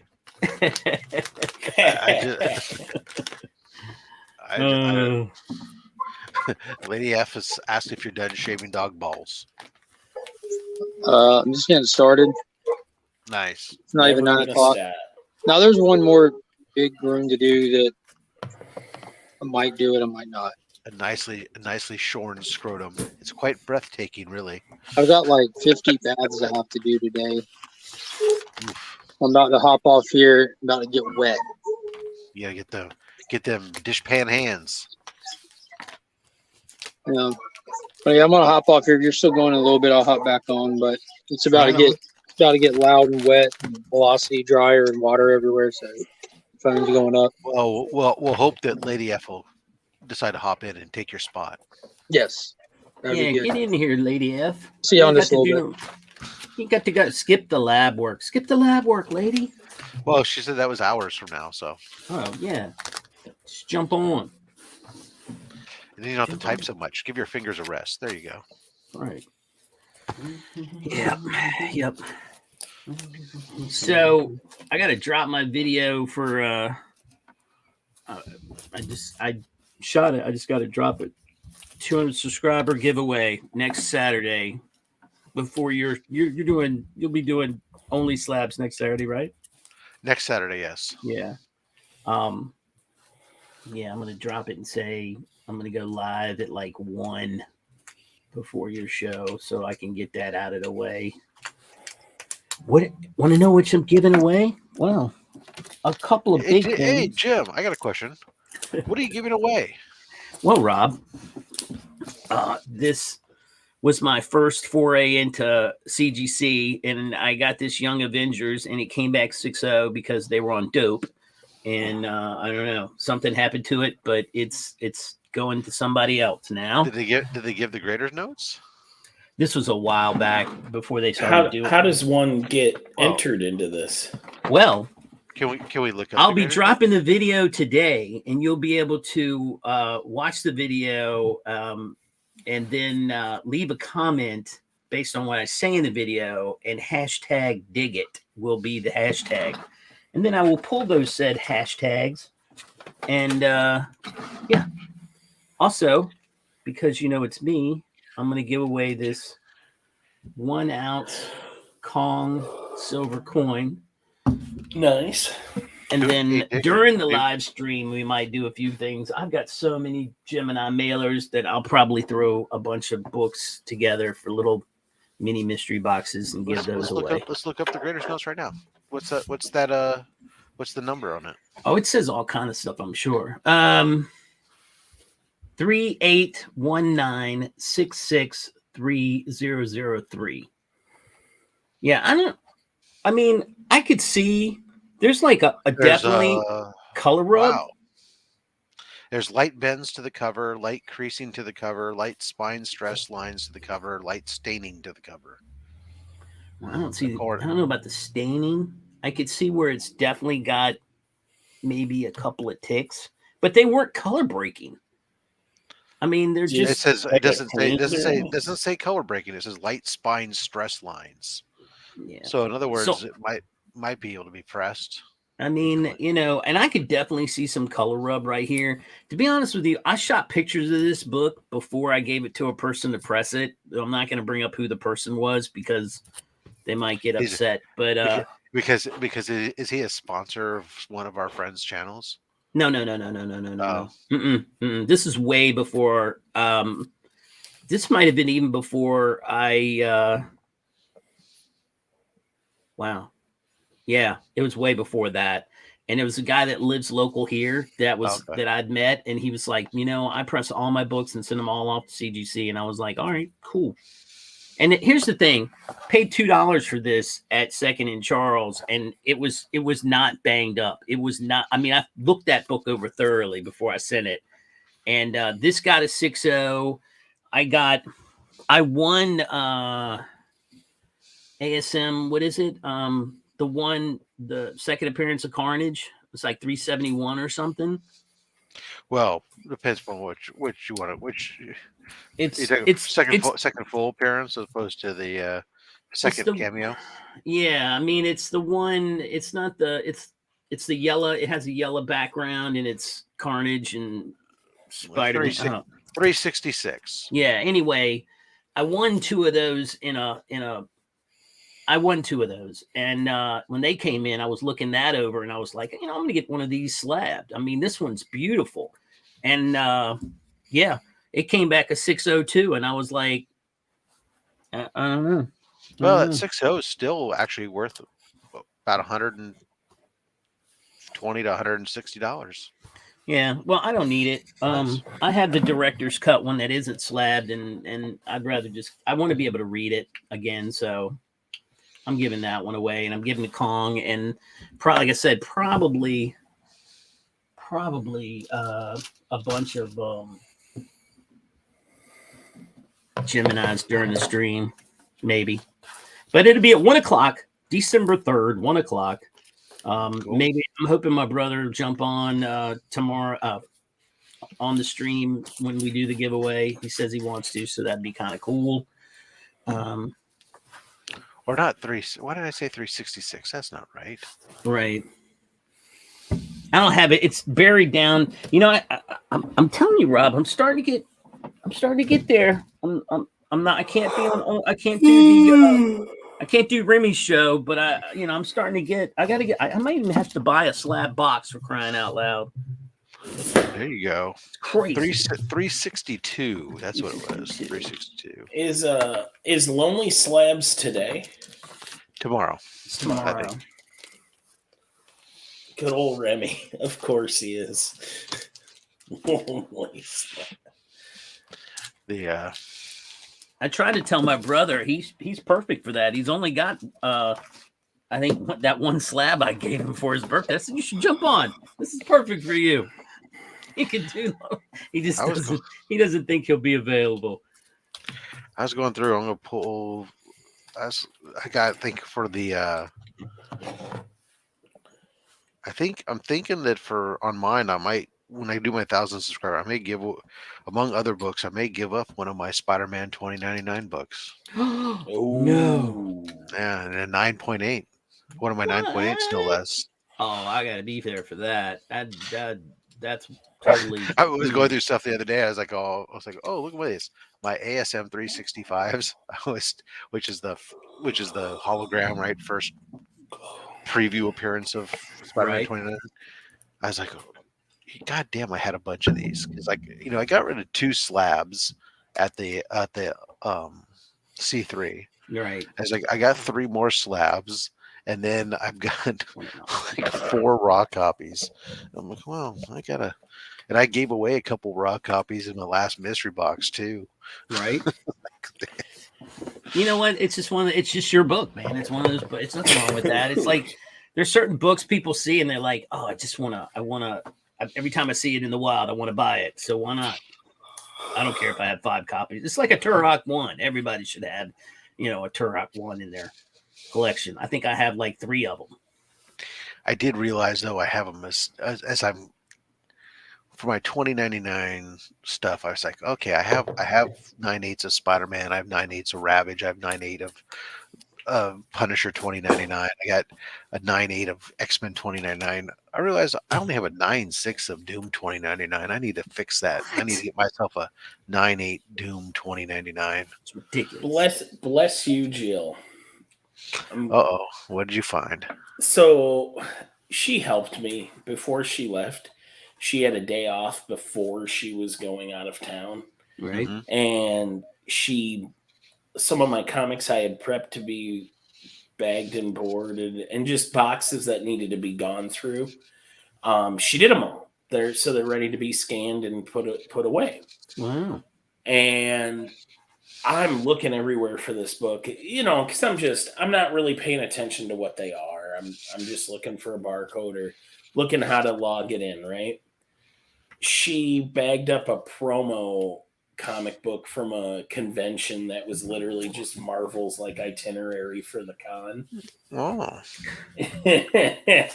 2001. But I'm sure it looked like a comic book to her, you know what I mean? Yeah. Because it is. It's just not one. Oh man. It's a program. This is from my first con. 2001. Yeah, nice. That's the first year I ever went to a convention. Nice. I didn't start going to San Diego until 2006. And then I stopped by Well, I stopped going, and then we got the gang back together and went one more time in 2012. But after 2012, I said never again. I don't know if I really have any desire to go to something that big. My thing is after 3 years of going straight, it was getting more expensive each time, and I was getting older and past the threshold point I had for being one of 5 dudes in a hotel room for like multiple days. Right. I can't do that anymore. I just don't have it in me, you know. Right. Like, it's one thing when you're in your early 20s and you're hunting all these books and you're just excited to be there. But at a certain point, you're like, yeah, I don't want to try to. I was getting mad at people for stuff that really probably wasn't worth it. But I just, at a certain age, every guy has a different number, but there's that number where you shouldn't be sharing space with people that you're not either married to or directly related to. I get it.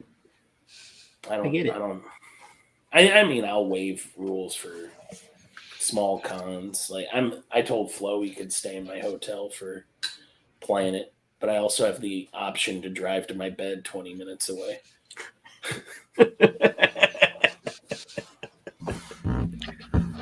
I just got that room for convenience sake. Yeah, I told my wife the other day, I was like, listen, since you're going to England in the spring next year, that's hitting deep into the vacation budget. I may do multiple cons, and one of them may not be Baltimore. I'm definitely thinking of Heroes again. Yeah. But now I'm thinking about Planet. You know, I'm thinking I need to go out to Planet and see, you know, what all the hubbub is, bub. See these Kansas idiots? Like Circumstances and I've seen Marcus. Marcus came to yeah, Heroes. that's right, because he goes to Heroes. He went to Heroes. Burke, I love me some Marcus. Maybe and just then to come Flo, see I you. know is Becker. coming out. And Just come to see you, Becker. Hey, there she is. All new, all different Avengers. I'm gonna Nice. talk about that. Dude, I have too many. All right, this is my run of all new, all different. So that was like the first time you ever see them. Bloop. Get this, if you guys see it, you can probably find them in 50-cent bins. That's the first time that you'll see them as a team on a cover. Issue 0 is the first Ultimates. And I want to maybe A-Force as well. But there's some first appearances in the 0 also. Because you see this different teams. You see Avengers, Uncanny Avengers, A-Force, Ultimates, New Avengers, and this is ANAD. All new, all different. I have a problem. So just I hope you can have some compassion and pity for me as I show you what kind of a problem I have. But, Lord. Now, what number is that? that's number 1. That's number 1. Yeah. Yeah, so this is 0, and this is 1, and this is like first appearance. And then this is number 2, first print. And this is number 2, second print. And this It's is just all like new. I mean, I all don't All understand. new, all different. All new, Yeah. all different Avengers. ANAD. Yeah, it's Ewan, I think. I'll have to No, look for Mark some. Wade. It's Mark Wade with Alex Ross covers, and it's beautiful. Yeah, so there's that. Number 2. Here's a variant of number 2 that I found. That I thought was beautiful. It's like one of the only hip hop covers I have is of the all new, all different number 1. Yeah, I mean, I think I have 2 hip hops. I have a Squirrel Girl and I have a Miss Marvel. And then there's number 3. Got Nova. You can see Mjolnir going by his face. Man, that's sick. Yeah. Yeah. And then you have issue number 4 where you have some kiss between Jane Foster and Sam Wilson. Cappy Cat. Oh, I have that signed by Alex Ross and Mark Wade. Quit flexing. And then number 6. That's where they kick Kamala out the team. Yeah, bye-bye. Go out. Number 6 is a beautiful homage to Avengers 57. Oh, yeah, nice. I have that one signed by Alex Ross and Mark Wade. Come on. Come on, just put your stuff on black. And then here's the second print. That's sufficient. 612. So you see there's just a difference in the I got the second print from Southern Comic Geek, so holler out to you, brother. Thanks, Jason. Only have one of 7, number 7. They're not like, I mean, it's cool, but I just hate the ones where they do like the case files. Aesthetically, I don't find it pleasing. Just like I don't like the $2,500 you could win a bicycle or this or that. I feel like it takes up a fourth of the cover to no like artistic advantage. That was number 8. This is number 8, a Greg Land variant that I happen to love. Oh yeah, I get that one. Number 9. This is like actually the second appearance of the all new Wasp. But if you guys can find, this is a beautiful cover, but it's also kind of a little mini key. $8 to $12 you can find this. So if you can find it for less than that, then you're getting a deal. 10. I'll have to look for some of these when I go today. It's funny. It's actually looked in my collection. I have the first 15 of these. 11. So it only goes to 15. So you have the I have full run. 0 of these. Then I have the full run. Imagine the full that. run. I don't know how I did that. Do you have 0? Yeah. No, I mean I have 0. No, I have none. I don't have 0. I guess not. All This right. is probably my favorite cover of the whole thing. Is I don't have that cover. I have the. When did that come out? 2016. I want to say no. Yeah. Like These are 2016. Oh, they're the 2016. Okay. 2016. Yeah. Yeah, that particular issue was July 2016. I only got the J. Scott Campbell cover for number 12. Well, you need to rectify that, mister, because the A cover is balling. Maybe there's a reason you don't have the A cover. Because I love J. Scott Campbell. Was it all a crossover for Civil War? Yes. These are like, this is just past Civil War. Mm-hmm. Or is it during? Civil War 2. Civil War 2. It also kind of coincided with Vision's mental break that led into his solo series. Gotcha. So I have the solo series, the Tom King and Jordy Belair Vision. That run is amazing. Yeah, because that coincided with Standoff, which then led into Civil War 2. Okay, and there's some standoff issues here. Mm-hmm. That's where they had that town in Connecticut that Speedball killed all those people in. It had become a government prison with a sentient shard of cosmic cube named, I can't remember her name. It's some little girl that Red Skull mind wiped. Gotcha. And then, I like that one. Nice. Yeah. Great cover. Annual. Look at all the fan fiction's contributions from Chiba Wissa, Mahmoud Azrar, Waze, Zazarsky, Allegri, Gorman, Fosgit. It's actually pretty entertaining too. I like that issue. So I there like you go. that series. That was a solid series.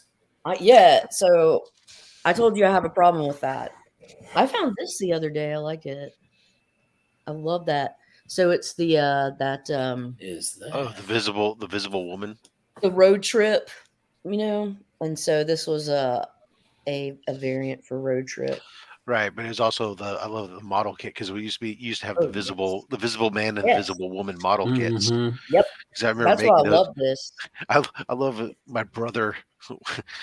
My brother, when he got in a bike accident and actually ended up having his intestines come out, and that's hot. he came home. His biggest takeaway from the whole experience was, my visible man model kit lied to me. My intestines are not pink. Nope. Empire Strikes Back was a little more accurate. That's a cool cover. Yeah, the life story for Fantastic Four was not bad. I still need to get number 6 though. I can't believe I don't have a copy of it. I have here's number 4, number 5, and here's a badass Simone Bianchi variant of number 5 that I had to get. Nice. Yeah. Come on. Wow, man. that Mr. Fantastic is sick. Yeah, I love Galactus. but here's what the issue 5A cover looks like. Not as cool. Not as cool. My grandmother was an artist, so I definitely am kind of a fangirl for certain artists in the industry. Right. Here's Art Adams.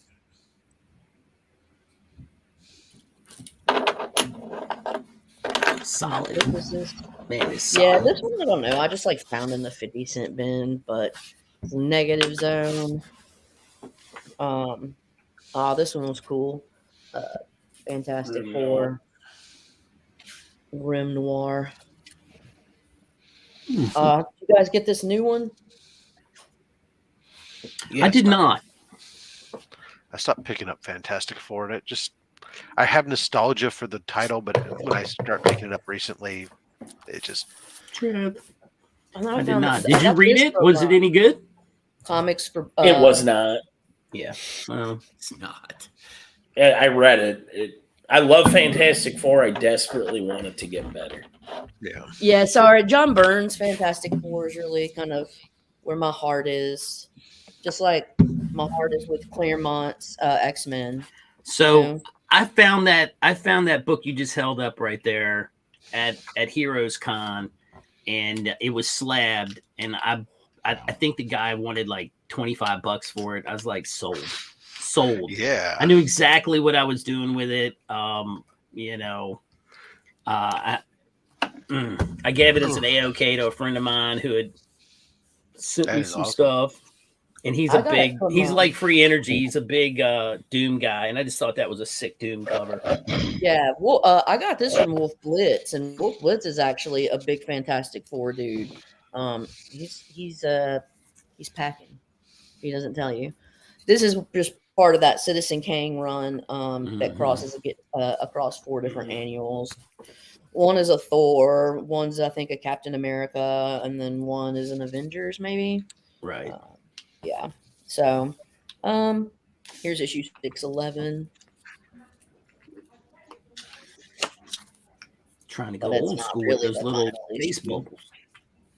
Yeah. And then here we go. Here's a cool one where we've got T'Challa appearing as the King of the Underworld. 607, and then 608 is just that shows his girl Storm, and we've got Shuri. And obviously, like Sue Storm. But anyways, I still haven't seen Wakanda. Really? I haven't seen it yet. I don't know. I need to before I can pass any judgment. Yeah, I just. Well, no, you're a lot. I think we're old enough we can be prejudiced, but especially about films. But yeah, you know what? It's not. I don't know. I have it on my list of things to do, and it's just being pushed down by other things that I wanted to do more. So, Alan, you look good today, sir. Clean cut. That's a nice looking haircut. Beard trimmed. I'm not gonna lie. No. You're turning me on just a little bit. Just a little bit. Sexy beast. But as far as Wakanda goes, I thought it was a good movie. I enjoyed it. He's obviously fire. Yeah, I just picked up the hard copy recently of the special edition. This is the first print. Yeah, I have that around too, but it's not in good condition. It's been read a few times. Now look who's it's been read a few times. It's well loved. Oh, Carolyn just pulling out all the bangers. Yeah, I've been rearranging comics, and so I just happen to have Nuggies around. Yeah, that's why she was actually not jumping on for the last half hour, but she had to go gather all this stuff. No, I was just sitting here. You know why? You're like, you don't have to type. I need a nerd flex. Oh, do you guys remember? Do you guys remember the Yahoo chat or the AOL Messenger? Yeah, Prodigy. That shit got me to type.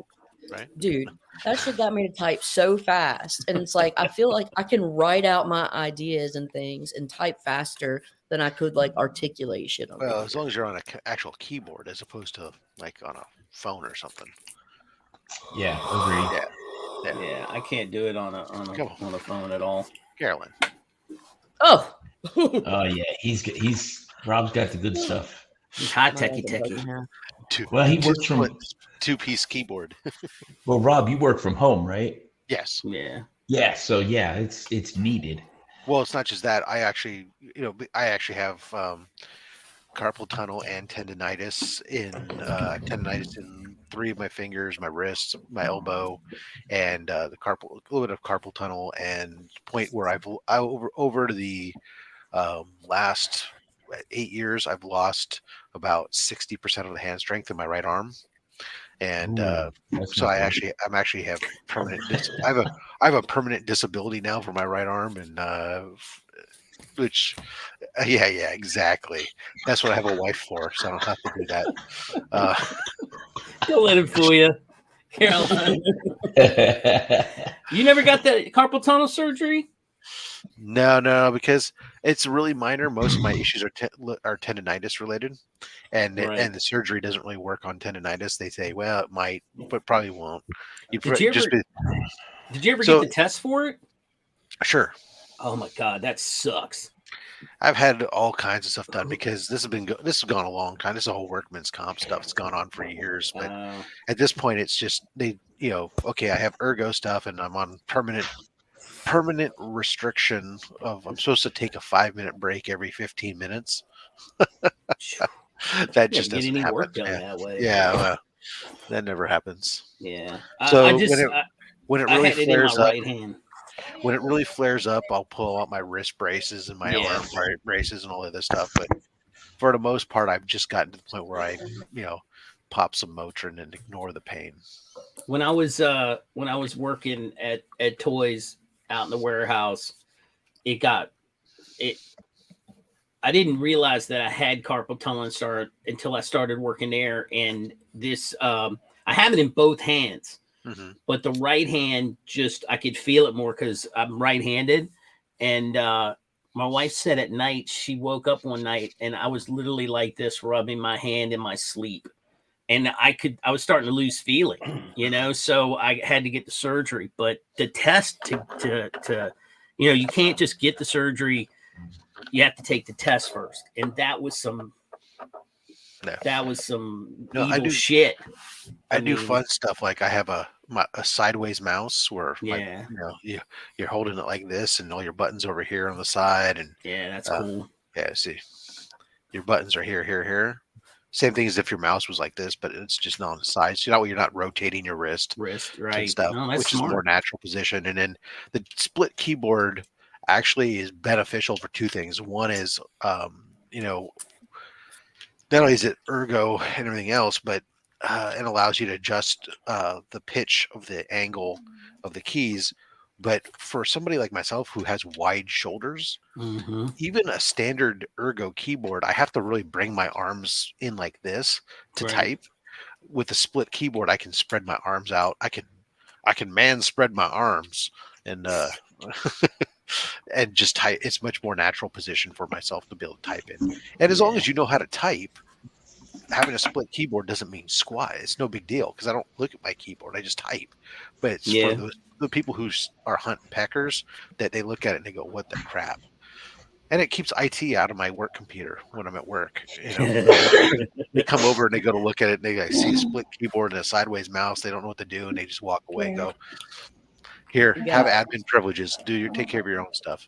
If you want to learn how to be a fast typer, go to a chat. Okay, because it's hard to get a word in edgewise, and that will make you laugh. That's how I turned into a crazy fast typer in college. Fucking AOL chat rooms. I learned how to do it on a typewriter in typing class, being timed typing. Yeah, we had a typing class too in high school. Having to get to at least we had to get to 90 words per minute to get an A in the class. Oh, I failed. I didn't fail, but I never got to 90. I can tell you that. I think I was more like 60. Yeah, we were like 60. And 60 is considered sufficient. I think I got a B because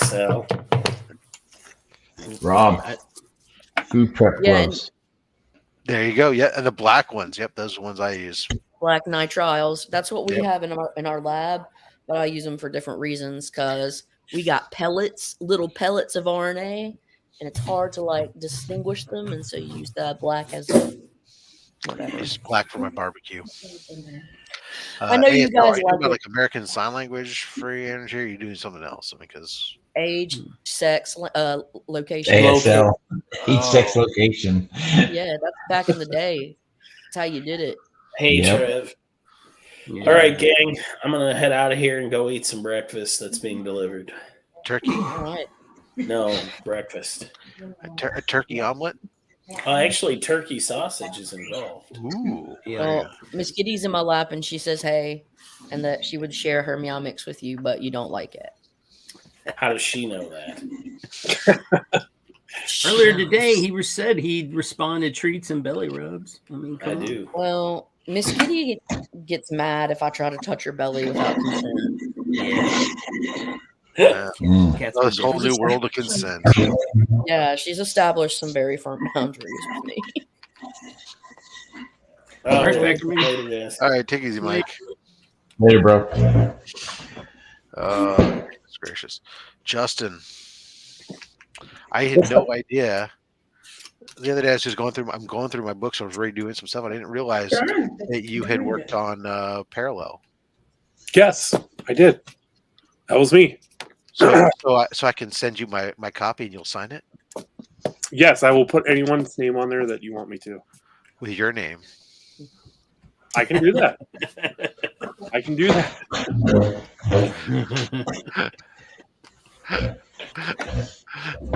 Hey, have y'all done done the like the 23andMe, the genealogy shit, where you've done like have you guys done the DNA kits? I Yeah. have, What but does it not through say? that, not through that team, and not Oh, for that no. reason. But who? No. Are you like 43% Nigerian, like Meghan No, Markle? no. Mine wasn't done like that. As I was doing it as part of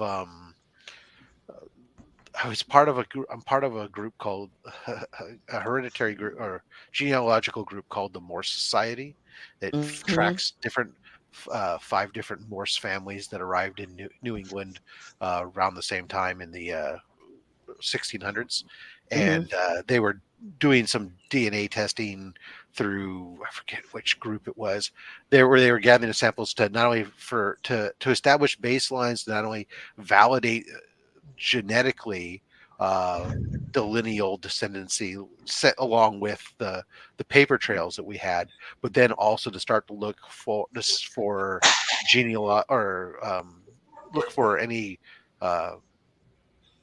similarities or familiar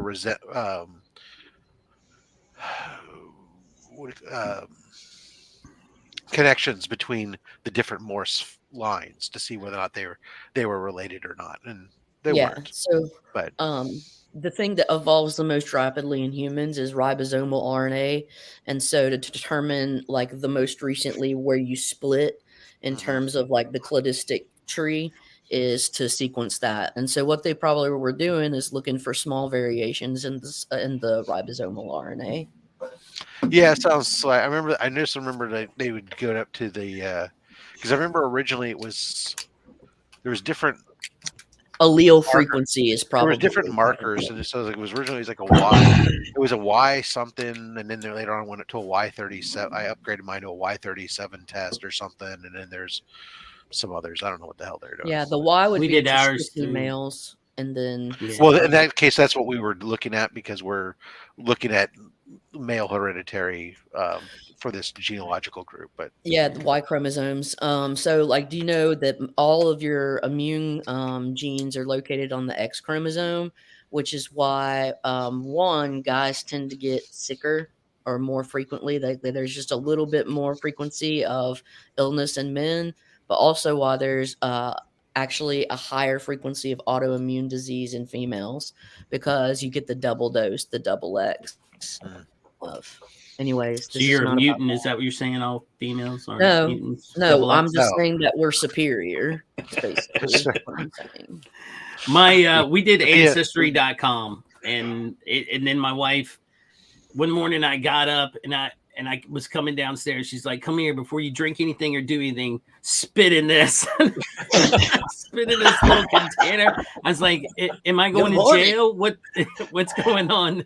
She She's tests like, if "I'm you're sending local. it out for Ancestry." She's like, "Put it in the little thing and send it on its way." And then it came back and see, here's your breakdown. And I was like, everywhere I thought it was, in my head. And then it said 5% Mali. I'm like, I don't even know what that is. MALI? Is that a country? Is it MALI? I guess. Mali? Yeah, I don't know, but it had like, I don't remember what the breakdown had, like, I mean, it's West Scotland Africa and all this other stuff, and then it said 5% Mali, and I was like, yeah, that's fucking West African, dude. Okay, that's my mother's fault. That That's on nails her it. side. That's you. I like it. It's all that Charleston stuff that went down there in the South. So, Dude, when I looked at my grandmother stuff from Louisiana, and you go looking through like the census records and stuff, it's really interesting. Yeah, I mean, well, there's a lot of multiculturalism down there, and there's also like, you talk about Creole or mulatto or whatever, that's kind of a derogatory term now, but that's that was written. That's what's written on the census records. Mm-hmm. But yeah, it's fascinating. I'm really curious. I know what I am on my dad's side, and I'm pretty sure I know what I am on my mom's side. Like my mom, I mean, basically like British on one side and then Scotch Irish on the other, and then my dad was just like German. Both of his and I'm a broody motherfucker. You think I can laugh, but I brood like the Germans. So no, now, but it's just a German town.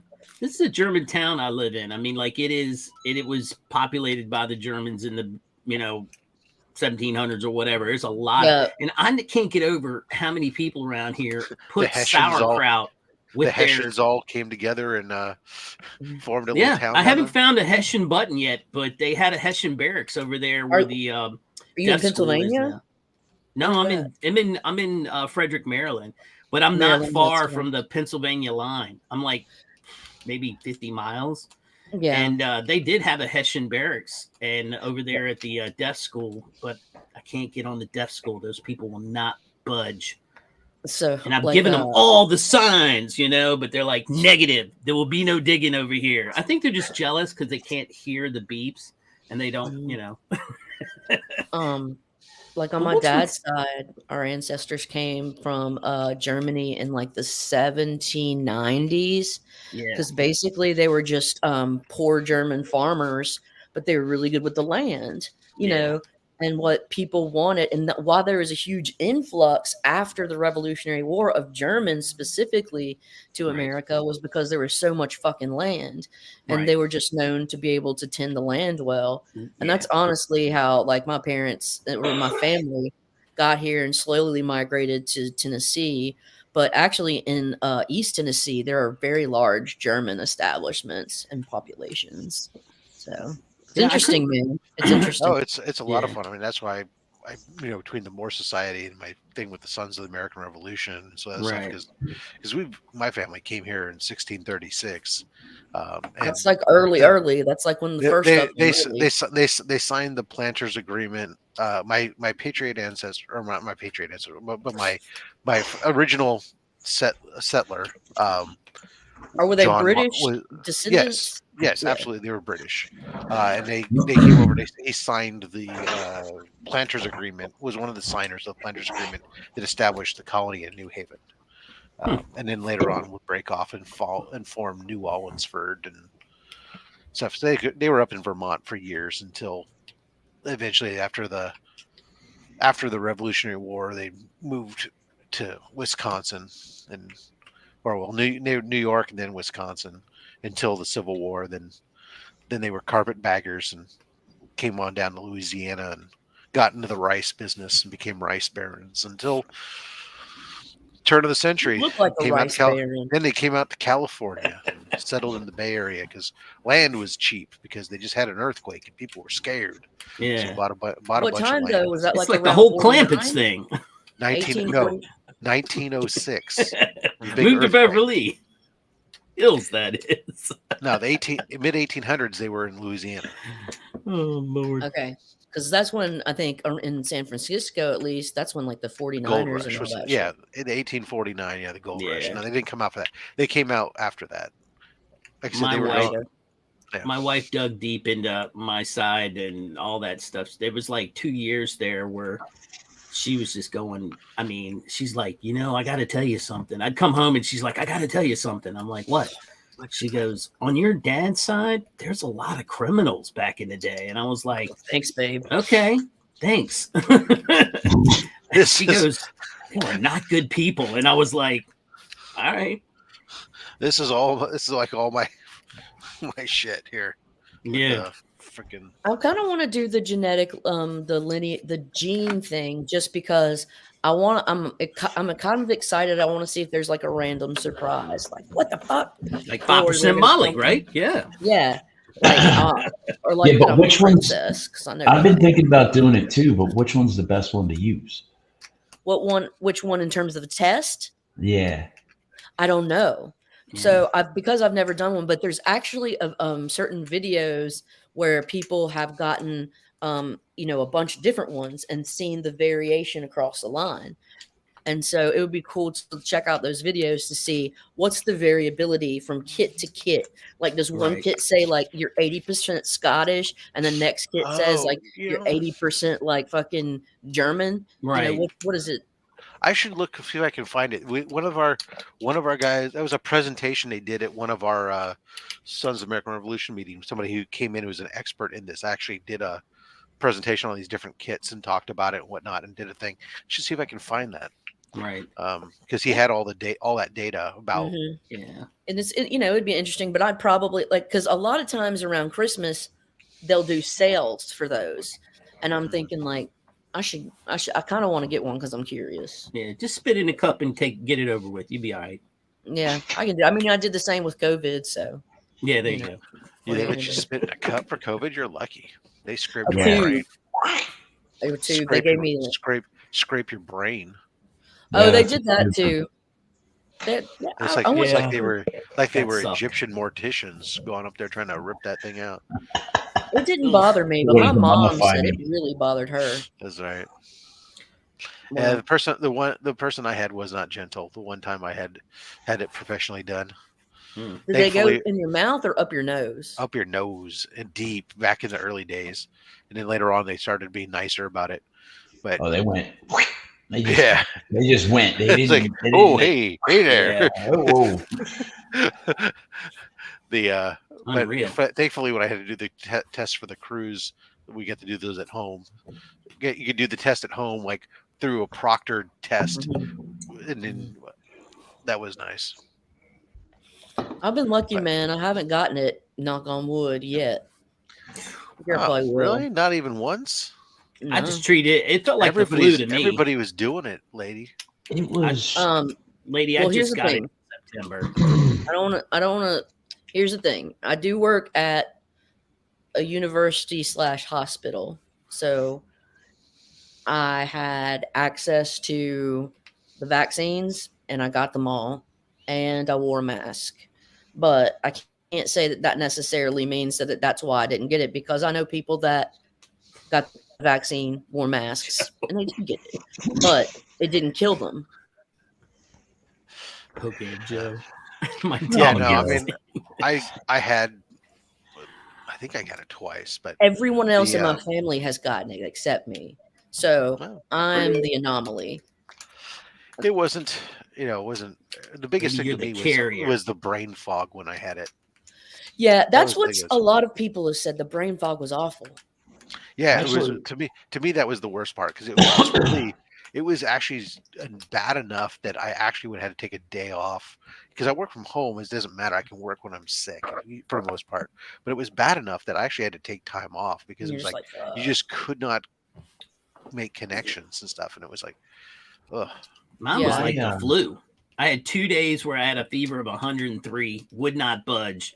And then on the third day, I woke up, well, sort of woke up, and I was just like, all right, it's gone down. It finally broke. And then after that, I was just it felt like I had this cough, and that was it. I mean, you Yeah. know, I couldn't get rid of Yeah. the cough for a while. So this is what it sounds like. A lot of my friends that have gotten it, but like I'm just saying they all had vaccines, but they said that it was Yeah. just like a bad flu for a couple of days. Yeah. But I also Well. know like one friend of mine, his mom died from it. Another girl I know, she lost both of her parents. Yeah, Like, but that was her- pre-vaccine, right? I don't know if they had vaccinated. I don't think they got vaccinated. Right. But because like Well- these people, look, I'm from Tennessee. Certain people just live out in the country, Right. and there's like just not a reason to, honestly, because Right. if you're that isolated, but at the same time, it's like, look, I live in a city, and it's your choice, right? But like just to fucking see, like, oh my god, it was like this girl, and she's got a younger brother, and they're both in their 20s. Like, well, this girl's in her early 30s, and her brother is probably in his late 20s, and within a week, both of their parents died in the hospital. It was heartbreaking. I would much rather have COVID over the flu. I've had Yeah, the it flu depends. and I I've hate the had flu. COVID, and the COVID lasted about 3 days where it hit me hard. My temperature was up and down. Mhm. Other than that, really nothing. But the flu was, yeah. Yeah. No. I would agree have to with say, that. like, it's variant dependent.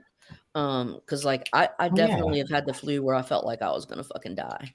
And, Yeah. Yeah. like but I haven't had COVID. But here's the thing, I was reading though that there's certain people that they'll get it and they actually carry it, they just don't necessarily exhibit symptoms. Yeah. And I'm wondering, like, maybe I have had it, I just don't know. You Yeah. may have.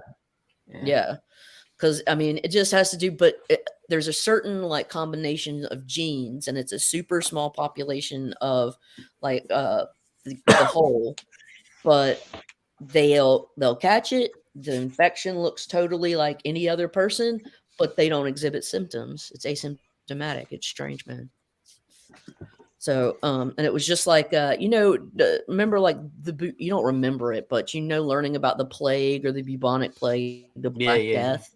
Mhm. There were stories in England of certain towns where they just wouldn't get it. They would happen to they all survived.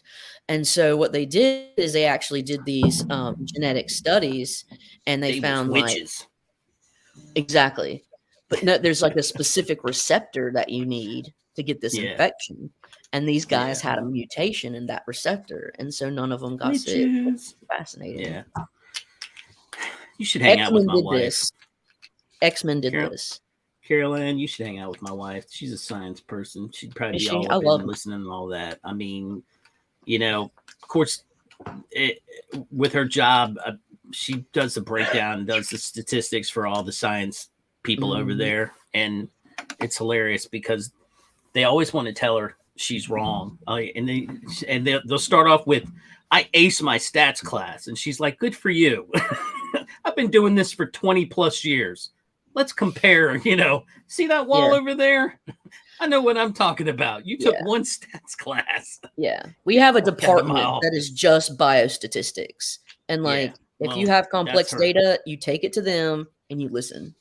Yeah. Well, and the thing is she knows it's so funny because when she has to hire a new statistician, I always ask her, are they a math person or are they a science person? She goes, they're a math. I got to teach them the science. Yeah. And, because she really, that was the one thing that, when she started working there, she was, it was her and another guy, and he was head of the department. And when I would talk to him, I'm like, how's she doing and at work? And he's like, your wife has the perfect set of knowledge on science and the math. And I've never met anyone that can do both sides. She can talk to the science people in the lab about what they need to give her.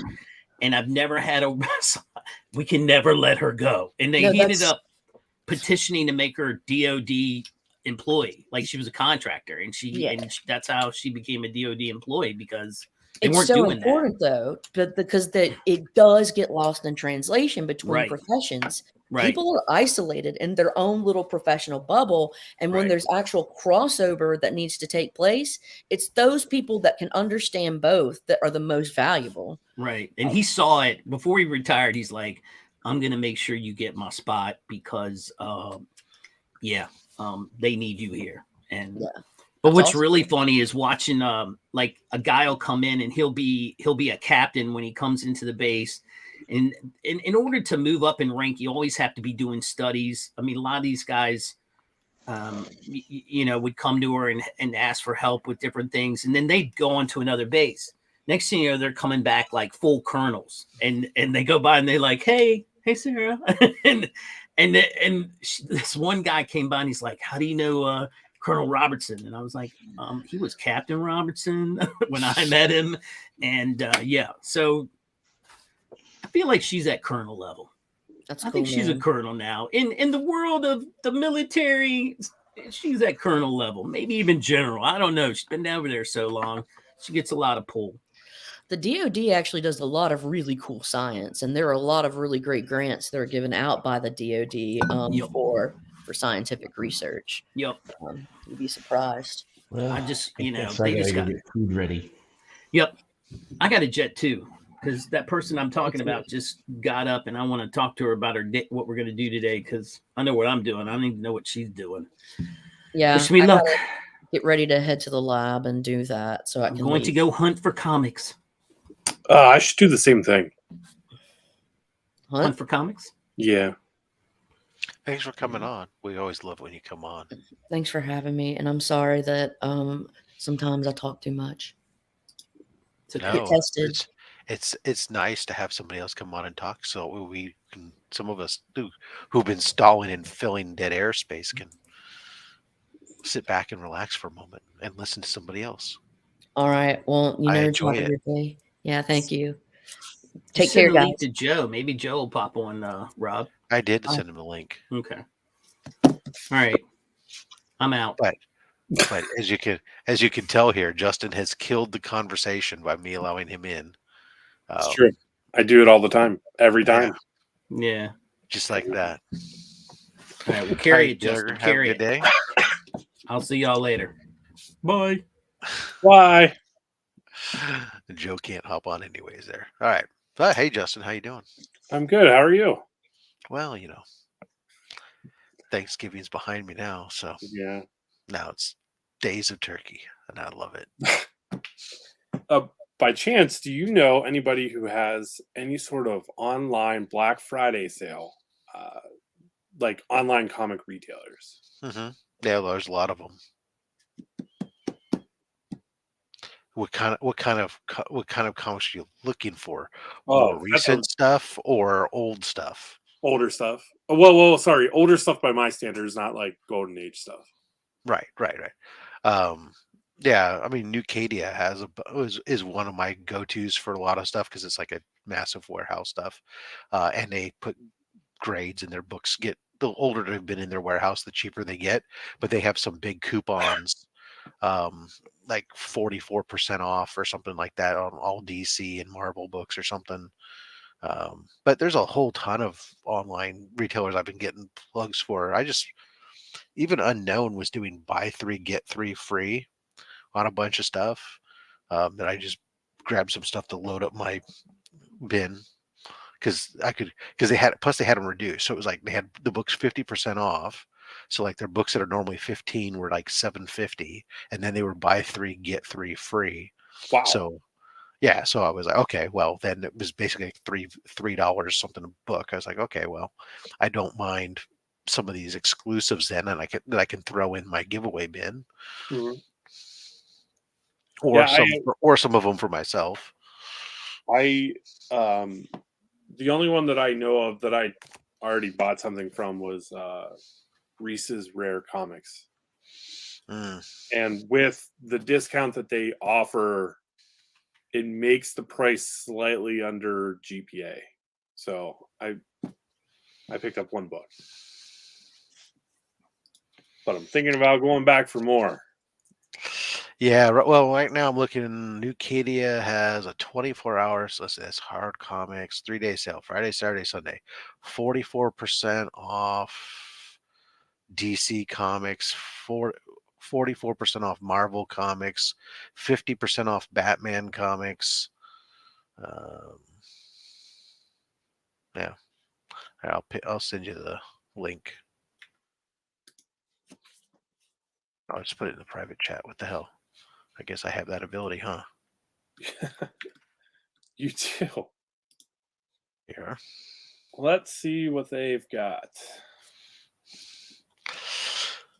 Yeah. Well, what's kind of cool is for all their stuff, they have like a 7-point grading scale that they put on stuff, so you can see what they, based on what their different grades and stuff. And then, like I said, they do some books that have just recently arrived aren't usually eligible for their discounts or coupons. It'll say like no coupons next to it if the book has only been in stock for like the first 90 days, and after that any book that's in stock longer than 90 days is eligible for the coupons.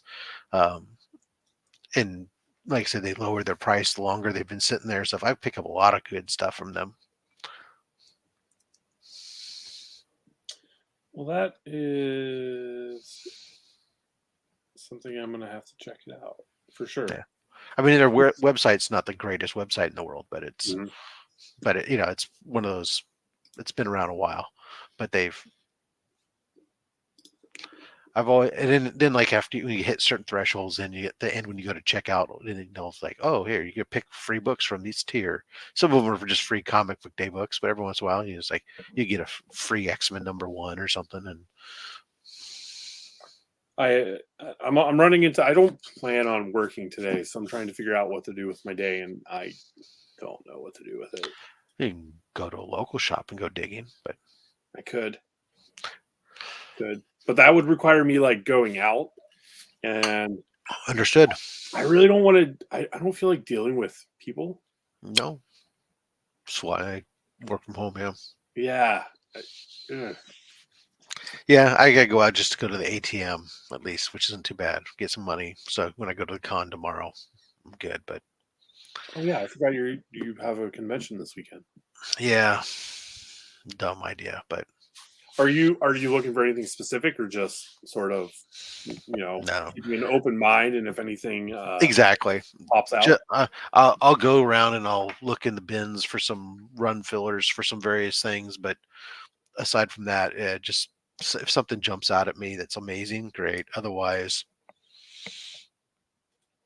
there's nothing. I'm super hot to trot on. I have found myself, if I don't have a set list of stuff to specifically look for, then I feel like I'm all over the place. I need to be like, I'm at it all the time, but I mean, well, it's like I'll go in there, like, look, the runs that I'll go looking in the bins for is like the Ultimate Comics all new Spider-Man. So the first run of Miles Morales, I got some holes there to fill. I've got like 2 or 3 books of the second volume of Spider-Gwen to fill. My Invaders run, I have a couple books to fill, and my Mystery in Space run I'm working on. So those are like the keys I'll look for in the bins is for fillers for some of that stuff. I usually don't look through the bins for like my Batman issues because at the cons, because they tend to be more pricey for Batman or crappier condition stuff because it's a name that they can sell all day long. Right. Whereas when I come in there, go, yeah, I want this Mystery in Space. They go, I go, yeah, please take it. Practically. So we'll see. Drop. Anyways, but as far as bigger books go, look, I need my ASM. I have like 11 or 12 issues of ASM left to get from my run, but they're big books. Yeah. And I don't see that just being a con discovery, right? I mean, they're unless they have a raw copy that's beat that they're willing to sell. I just don't see that as being the right place. A little local con maybe, but a big con like this, no. Yes. The big cons, con prices are definitely in effect. Yeah, well, the booths, there's the booth cost that's bigger for them, and on top of that, this one's in San Francisco, so they just go, oh, San Francisco, you get that money. You'll pay top dollar. No, I won't. So yeah, I don't know. I'm just gonna play by ear and see what happens. I'd love to find something really cool, but Well, I mean, that's the hope of everybody when they go to a show. yeah, Find something cool and unexpected that yeah. you personally feel like you got a good deal on. Somebody accidentally put a Startling for Comics 49 in a dollar bin. That'd be amazing. There you go. Yeah, I don't know the significance of that one. that's the Proto Bender cover. Gotcha. Okay. It's my book of choice. That's hot. Will not go away. Yeah. Well, anywho, what is it on the East Coast now? It's coming up. Oh, I guess it's coming up on 10 a.m. Mm-hmm. Didn't realize that. Time to wind it down. Anything you like to promote? Anything cool you're working on that you can talk about? What I worked on so much stuff this week that I actually have to go back through my schedule and look at what I worked on. And it was only a 3-day work week so far. Top secret project number 1, top secret project number 2. What is that? I can't even read what my notes are. Well, that's good. Yeah, what do I have that I could promote? I have an appearance coming up on Only Slabs, December 10th. I've heard that. Is that show any good? It's mediocre at best. Okay, well, that makes sense. It's even worse when I'm on. So, well, I heard the host is kind of which one? The guy whose channel it is. I heard he's kind of a jerk, but I could see that. Yeah, I could see that. Anywho, all right, kids. Legion of Comic Carnivore is just all non-graded books, 50% off. There you go. eBay stores. Yeah, I don't know. Honestly, I've got an X-Men 94 in my cart, and I'm just staring at it to replace my purple label one. I picked up a X-Men 2099 number 1. There you go. It was funny. It was like I happened to I was on Shortbox and I saw it and I'm like, it was like 70. I don't know. Oh, I got an off. I had just liked it because okay. I put a mark. I'll watch it for a moment. Come back to it, and I got an offer sent to me from the seller offering to sell it for I think it was $69. I think it was, and was it 69? I don't know. It doesn't matter. Let's just say it was $69. And I said, oh well, fine for that price. Sure. It was a 9.8. I'll take it. Do the transaction, wait a couple days, get my ship notification or my label generation track, all stuff. And then 2 days later, get a notification from Shortbox saying the seller doesn't have inventory, had to cancel, send you your money back. And I was kind of depressed. I was like, oh, that sucks. And then but in the email, as I kept reading, it said, but we found another item, the exact same item, another X-Men 98, and it's here it is if you're interested. And also, we apologize for the this issue. So here's a coupon code just for you for $20 off your next purchase. And it didn't have a minimum that you had to spend for the 20. It just is a coupon for $20 off. So that book that they linked for me was $10 more. So it was like $79 instead of the $69, right? So it was listed like that price. Oh, so I can get that book and apply the $20 coupon code and actually pay less than okay. So I did. So you got it Paid $59. So yeah. It would have cost you how much to get it graded and shipped back to you? At least 40. Yeah. So that seems like a win. Right. and I mean, granted, I have like 4 copies of it raw, but it's like the foil copies is like really. Is that a 9.6? Is it a 9? I don't know. This I already know. Now it's a 9.8. I don't have to do any of that. There's no wondering. It's done. Yeah, I was happy. Yeah, I mean, like anytime I probably should. I don't think about it as often as I should, but whenever I'm looking at books on Shortbox or at a convention or just wherever in general, if it's already graded, I sort of factor in that cost.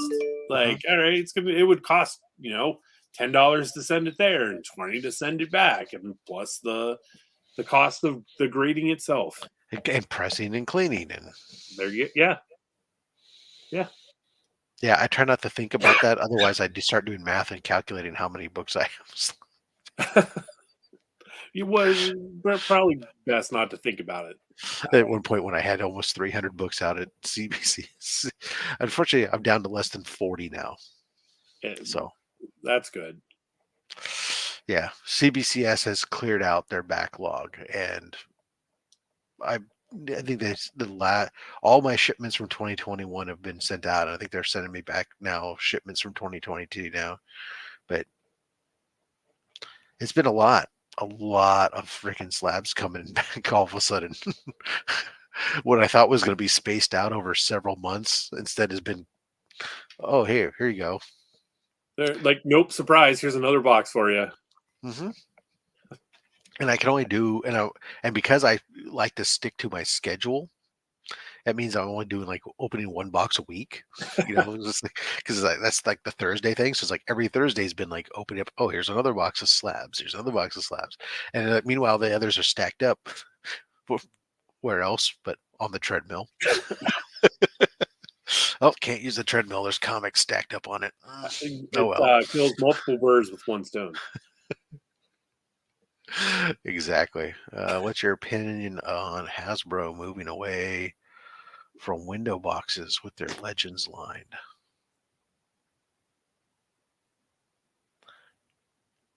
Hasbro.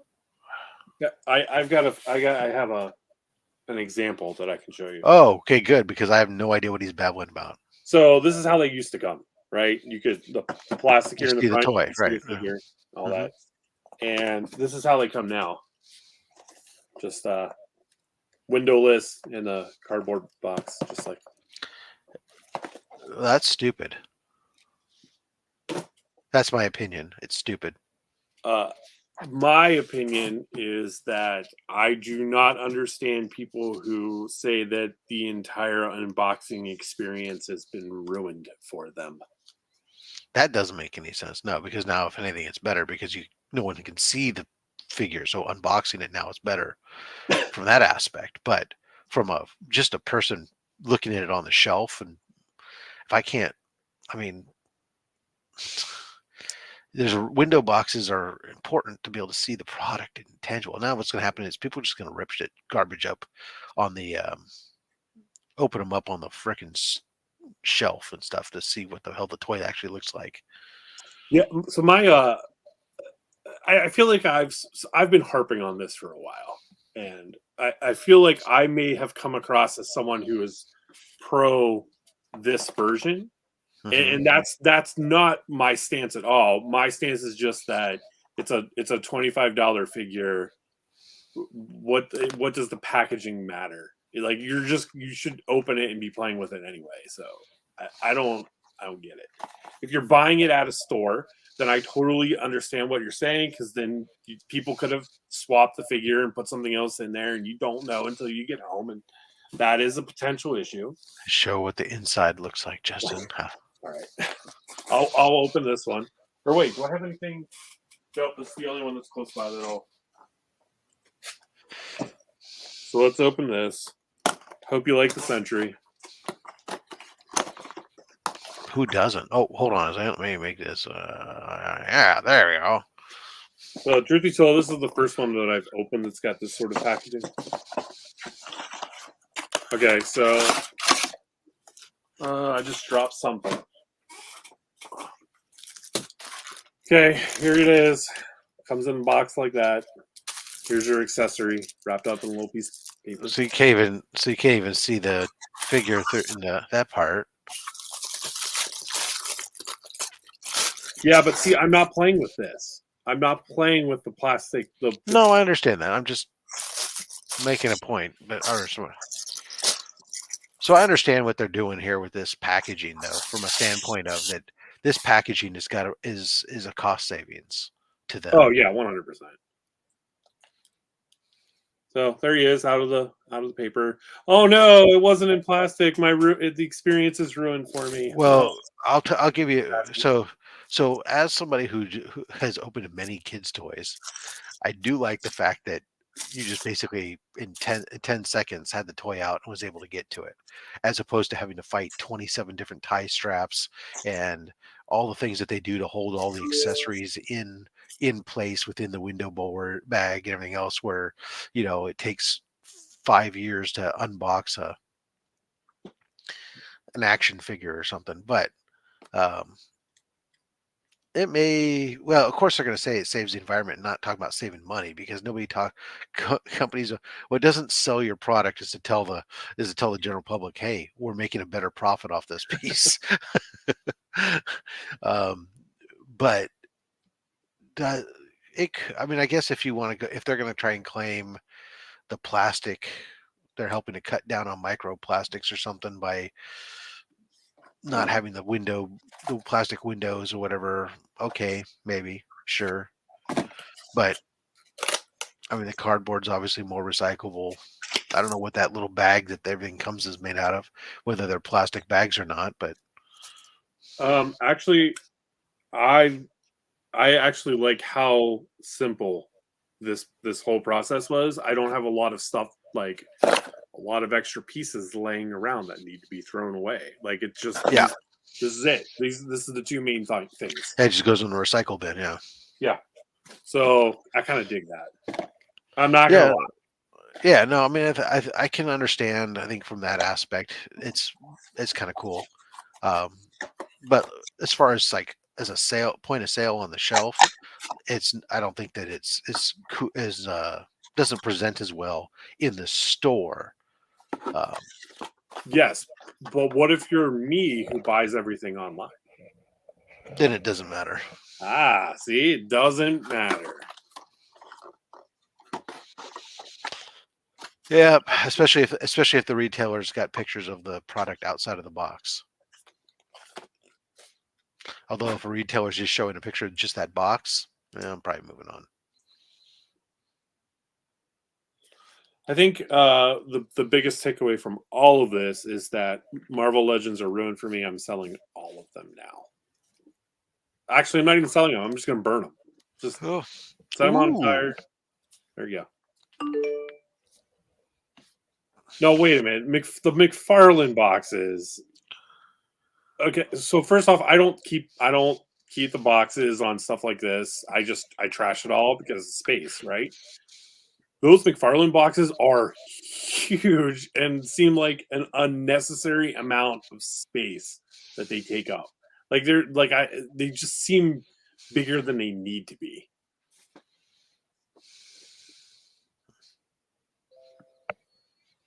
I will say, sure, if the sales hit ahead, they'll go back. Mm-hmm. No. I was worried about these dirty flippers and dirty influencers. They'd be worried about dirty box openers. It's true. I am a dirty box opener. And I did this in the wrong order. Normally, I write down on a Post-it note what the figure is and all of the accessories, and I put them in a little plastic bag so that they are stored and I can easily get to them. Well, there you are then. Take it out of cardboard, put it in the plastic, save the environment. What? Where's my little... Here we go. Nice little bag right here. And that's how I do it. And then I put these in a box.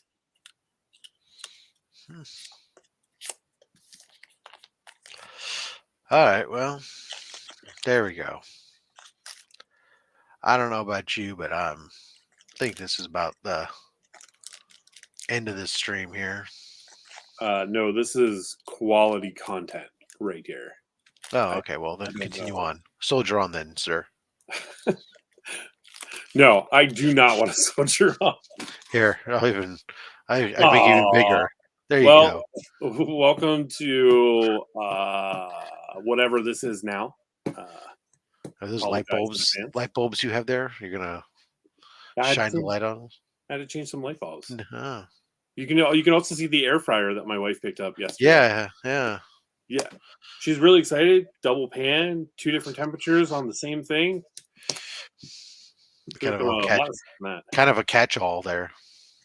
I can't see it if I don't go widescreen like that. There you go. Right there, right above my name. Yeah. Or below my name, if anybody's trying to see it. Guardians. Oh, is that out yet? I'll watch it this weekend. I have plans to watch it with my wife tonight, I think. I think we're going to try and watch it tonight, provided the kids go to sleep at a normal, decent time. That's easy. Maybe you ever heard of Ether?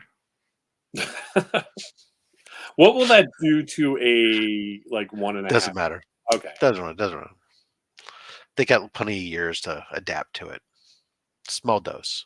Oh, wait. So this is not a one-time thing. I just need to keep doing it. Yeah, build up a tolerance like iocane powder. All right. I guess I'll... Right, it worked for us, right? I mean... What things to buy today? Ether. Got it. Yeah. Written down. We're good to go. Yeah. Oh, or you could go chloroform, I suppose, too. But what if I mix them both together? Don't know. That could be like an elephant and pig DNA. Maybe they just don't mix. Huh. Yeah, like that Loverboy song. No, sorry. That's a South Park thing. Elephant and pig DNAs. Supposedly "Don't Mix" was a song by Loverboy in South Park world. Sorry. It's okay. Long time ago in South Park land. Back when I used to actually watch the show. Well, like I said. I got nothing. On that note, folks, make sure, let's see, Mark here, his channel here. Make sure, don't forget Justin. Don't forget the loyalty badges. Membership has privileges. Become a member today. Join the channel giveaway. Thank you to all the members. We appreciate you all. And there, we paid the bills, right? Oh, and all great books come from ABX. So there you are. That's how we roll, brother. All right. Thank you all very much. Mark had to work today. He was on earlier in case you missed it. And yeah, until next time, as Mark always says, remember, we are Legion, right? I think that's the catchphrase. I think so.